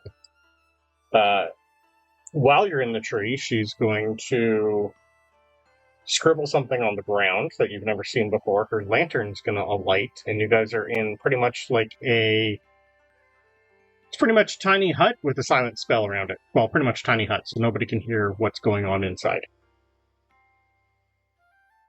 Right. Well, finally. I've been wanting to tell you guys this a while ago, but things happened, and I was kind of hoping Sky was going to come, but I did fill her in, and she told me that maybe you guys can, figure things out, but without Reynard here, I don't know what else you guys can do to help, because this more dealt with them than anything. Well, if Anyway. it's something that can help save the world, then we have to deal with Reynard not being here. Yes. Well, to make it long story short, would you like to know about Sky and Reynard's past? Or at least their parents' past? And how Wait, they tie in are with you me? saying, are they related to each other? Brother and sister? No, they're long before they were born, when Sky's Granny Jean still... I'm just going to read you what I was going to tell them, because it's the easiest. Before her Granny Jean flew with the winds of youth and adventures out her back, there was a fateful meeting in the Talongrip forests. Jean, Sky's grandmother, a healer and a cleric of Rhea, had been traveling inland, following rumors of a sacred site where the sky itself touched the earth, a place where she believed might hold ancient relics blessed by the Emperor of Wind. It was there that she crossed paths with a spirited young couple named Marrow and Talia Red, Reynard's parents. Marrow and Talia were treasure seekers, but not the greedy kind. They were explorers, historians of a sort, chasing legends, piercing together the fading past of their people. They sought stories, not just gold, and they heard the same whisperings about sacred site. Seeking kindred spirits in one another, Jean and Marrow and Talia decided to join forces. For many seasons, they traveled together through dense canopies where the light barely reached over the misty cliffs, where Rhea's breath howled through the rocks, and into a hidden rune untouched for centuries. They laughed around countless campfires, shared old songs, dreams, and they protected each other through thick and thin. During one of their expeditions, deep in a crumbling temple, overtaken by vines and moss, they found something curious. A large wooden door that had a map of Humblewood upon it. And where the Scorched Grove currently resides is a very large tree that was labeled the Heartwood. I'm told you guys have seen something like that in your visions. It looked very much like Alderheart does today. When the door opened, they met the Wardens of the First Root. Well, the last remaining Warden. Me. After we introduced each other, I was surprised that both Reynard's father and Sky's Granny Both had ancestors that were part of the group called the Wardens of the First Root. Quips Thistledown, her 4 times grand granny, and Orlin Red, his 4 times great grandfather. So eventually you guys are going to learn more about their past, and they're the Wardens of the Heartwood. Basically, the ones you saw in your vision who took one piece away, that was now with Sky's grand granny on her necklace. So over the next few years, they learned everything about the Wardens in the Heartwood, and that I was the last guardian of one half of the Heartwood, passed down from generation to generation among the best of us.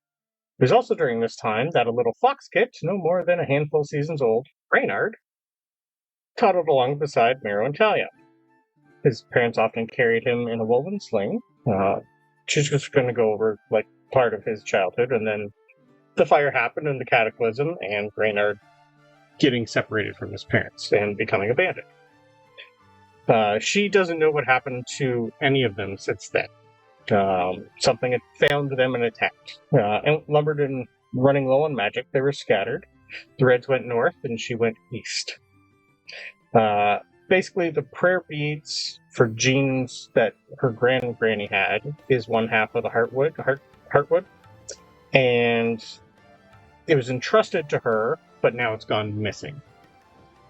So she's still tracking it with her lantern, and it was last seen up at the bandit camp in that area, and then she got kidnapped.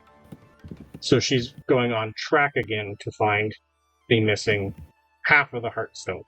She thinks she knows who has the other half, but she hasn't got a name yet, just a description. And I'll take history rolls from the 3 of you. Ooh, 24. Okay.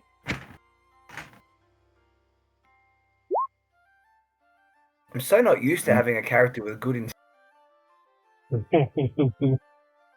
So a 9, a 24, and what did Irma get?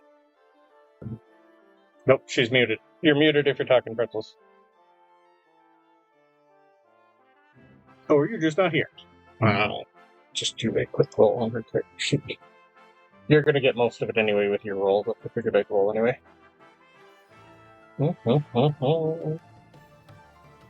History. It's not her best. She's got a 0. A 3. The description she gives you sounds quite familiar to someone you've gotten a description of from Riffin the Ash Knight. Kind of sounds like the same guy he's looking for, Oddwald, the Corvum. And who is he looking? Riffin was the one that helped save you, and you ran into him when you got the deck of feathers and face. He was the tiny little Strig. He was looking for a lost friend of his. Her description matches the same person he's looking for, who you guys know was in Ashborough when it burned to the ground. I mean, there's every chance that person you're looking for is dead. The last we heard of him, when it burned to the ground. And lots of people died. Well, that one I'm pretty sure has more than one life. But if he has the other half, in my mind, I think he's the one who's been creating most of these things. That's what my goal is, to try and find him. But I still need to find other things first. But that does sound like a worthy task for a group of heroes to go out. Kind of And a couple of friends I have met along the way, who may be.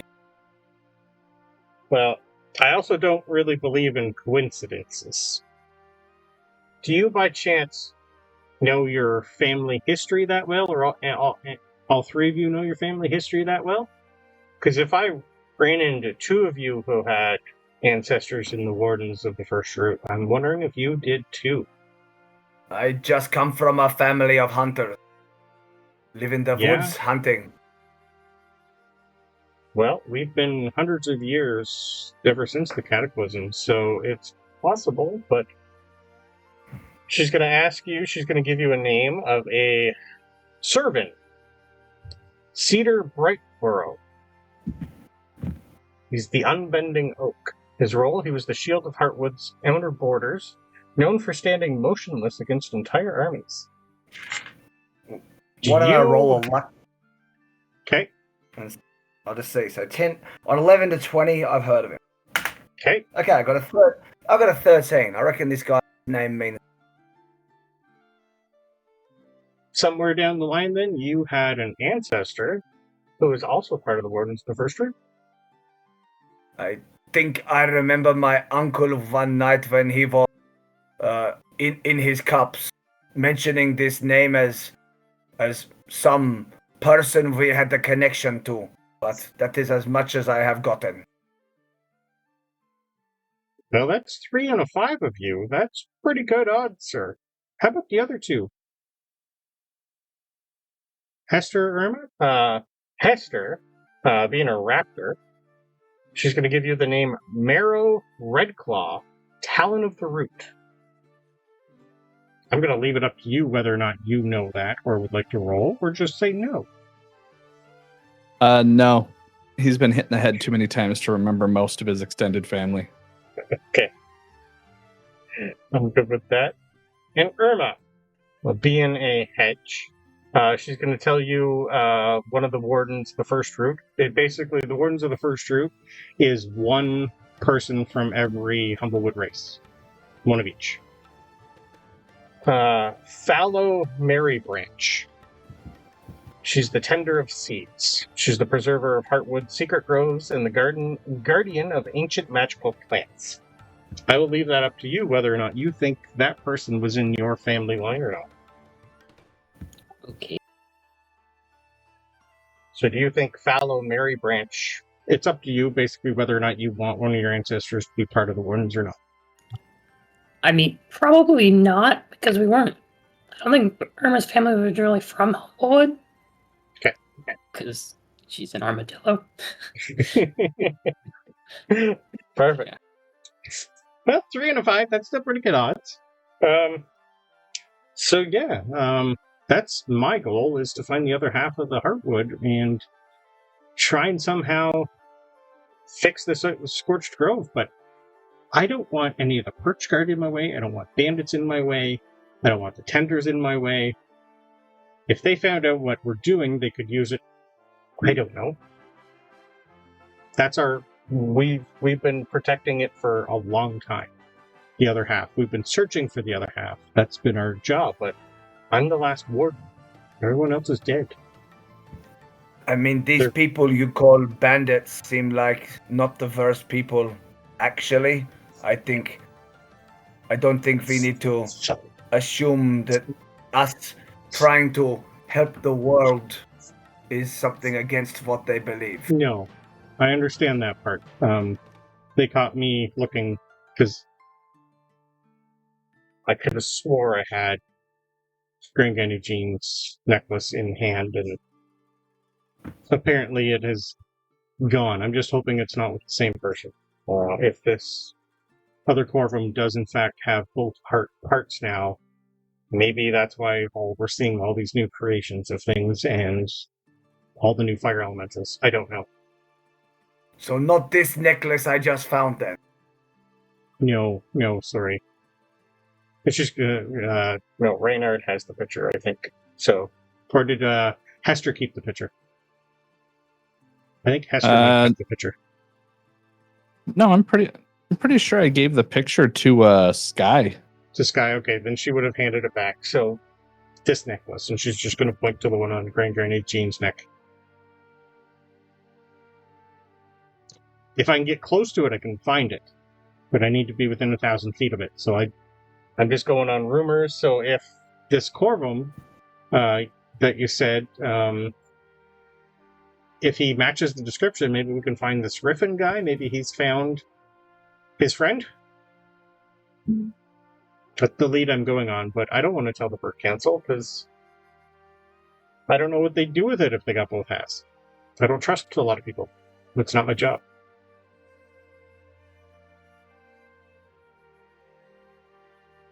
So at the moment then, what is it you are expecting for us? We need to meet with the council on this matter with the bandits, but we are looking for. We Well- are wanting to stop everything from being destroyed. Right. That's key, I think. I think your other two new friends will help, but I don't like involving political people. It's not my... I don't know. The Bird Council, I don't trust. The Perch Guard have been pretty good. The Warden, the Tenders, I trust to an extent, but they're spread so thin. Like, I don't know. If we can find the root of something underground and deal with that, or this Corvum, I think that's our best bet. So I think you guys have to go to Alderheart. You gotta check in and figure out all this whole bandit stuff with them. After you do with that, I think we should go somewhere and figure out what we're going to do next. Maybe they have more information, but I don't want to be the one to ask. As of right now, you're the only three people other than Sky that I trust. Well, 'Cause we you've have seen some maybe, things. and we will have some sort of sway with the council, perhaps. So we can only try. That's all I ask.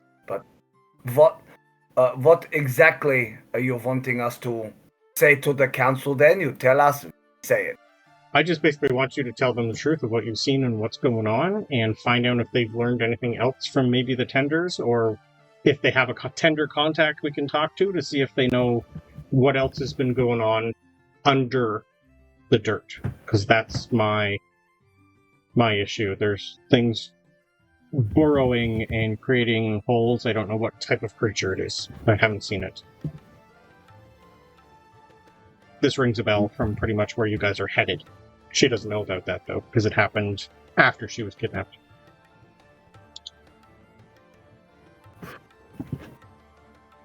That's pretty much all Let's she's going to tell you. continue. Okay, let's continue to Alderheart. I will hold off on informing these two new people until we have a bit of space from Purge Guard and Bandit. Yeah. So you guys learn a little bit more about the Wardens of the First Root, and a little bit more about what I had planned for Reynard and Sky, because there's a lot more you're going to learn, but that was the gist of it. Yeah. All right. So the little tiny hut goes away, the silent spell goes away, and you guys get out of your tree and head towards the burned out remains of the Perch Guard station. And I think that's a good place to end. Righto. Huzzah! As always, I'll forget all of that, and I'll need to recap. That's what my to recaps are remember for, sir. it. Okay, I'm gonna go deal with the kids. Thanks, everyone. Okay. Thank you. Hope you all enjoyed the entertaining fun.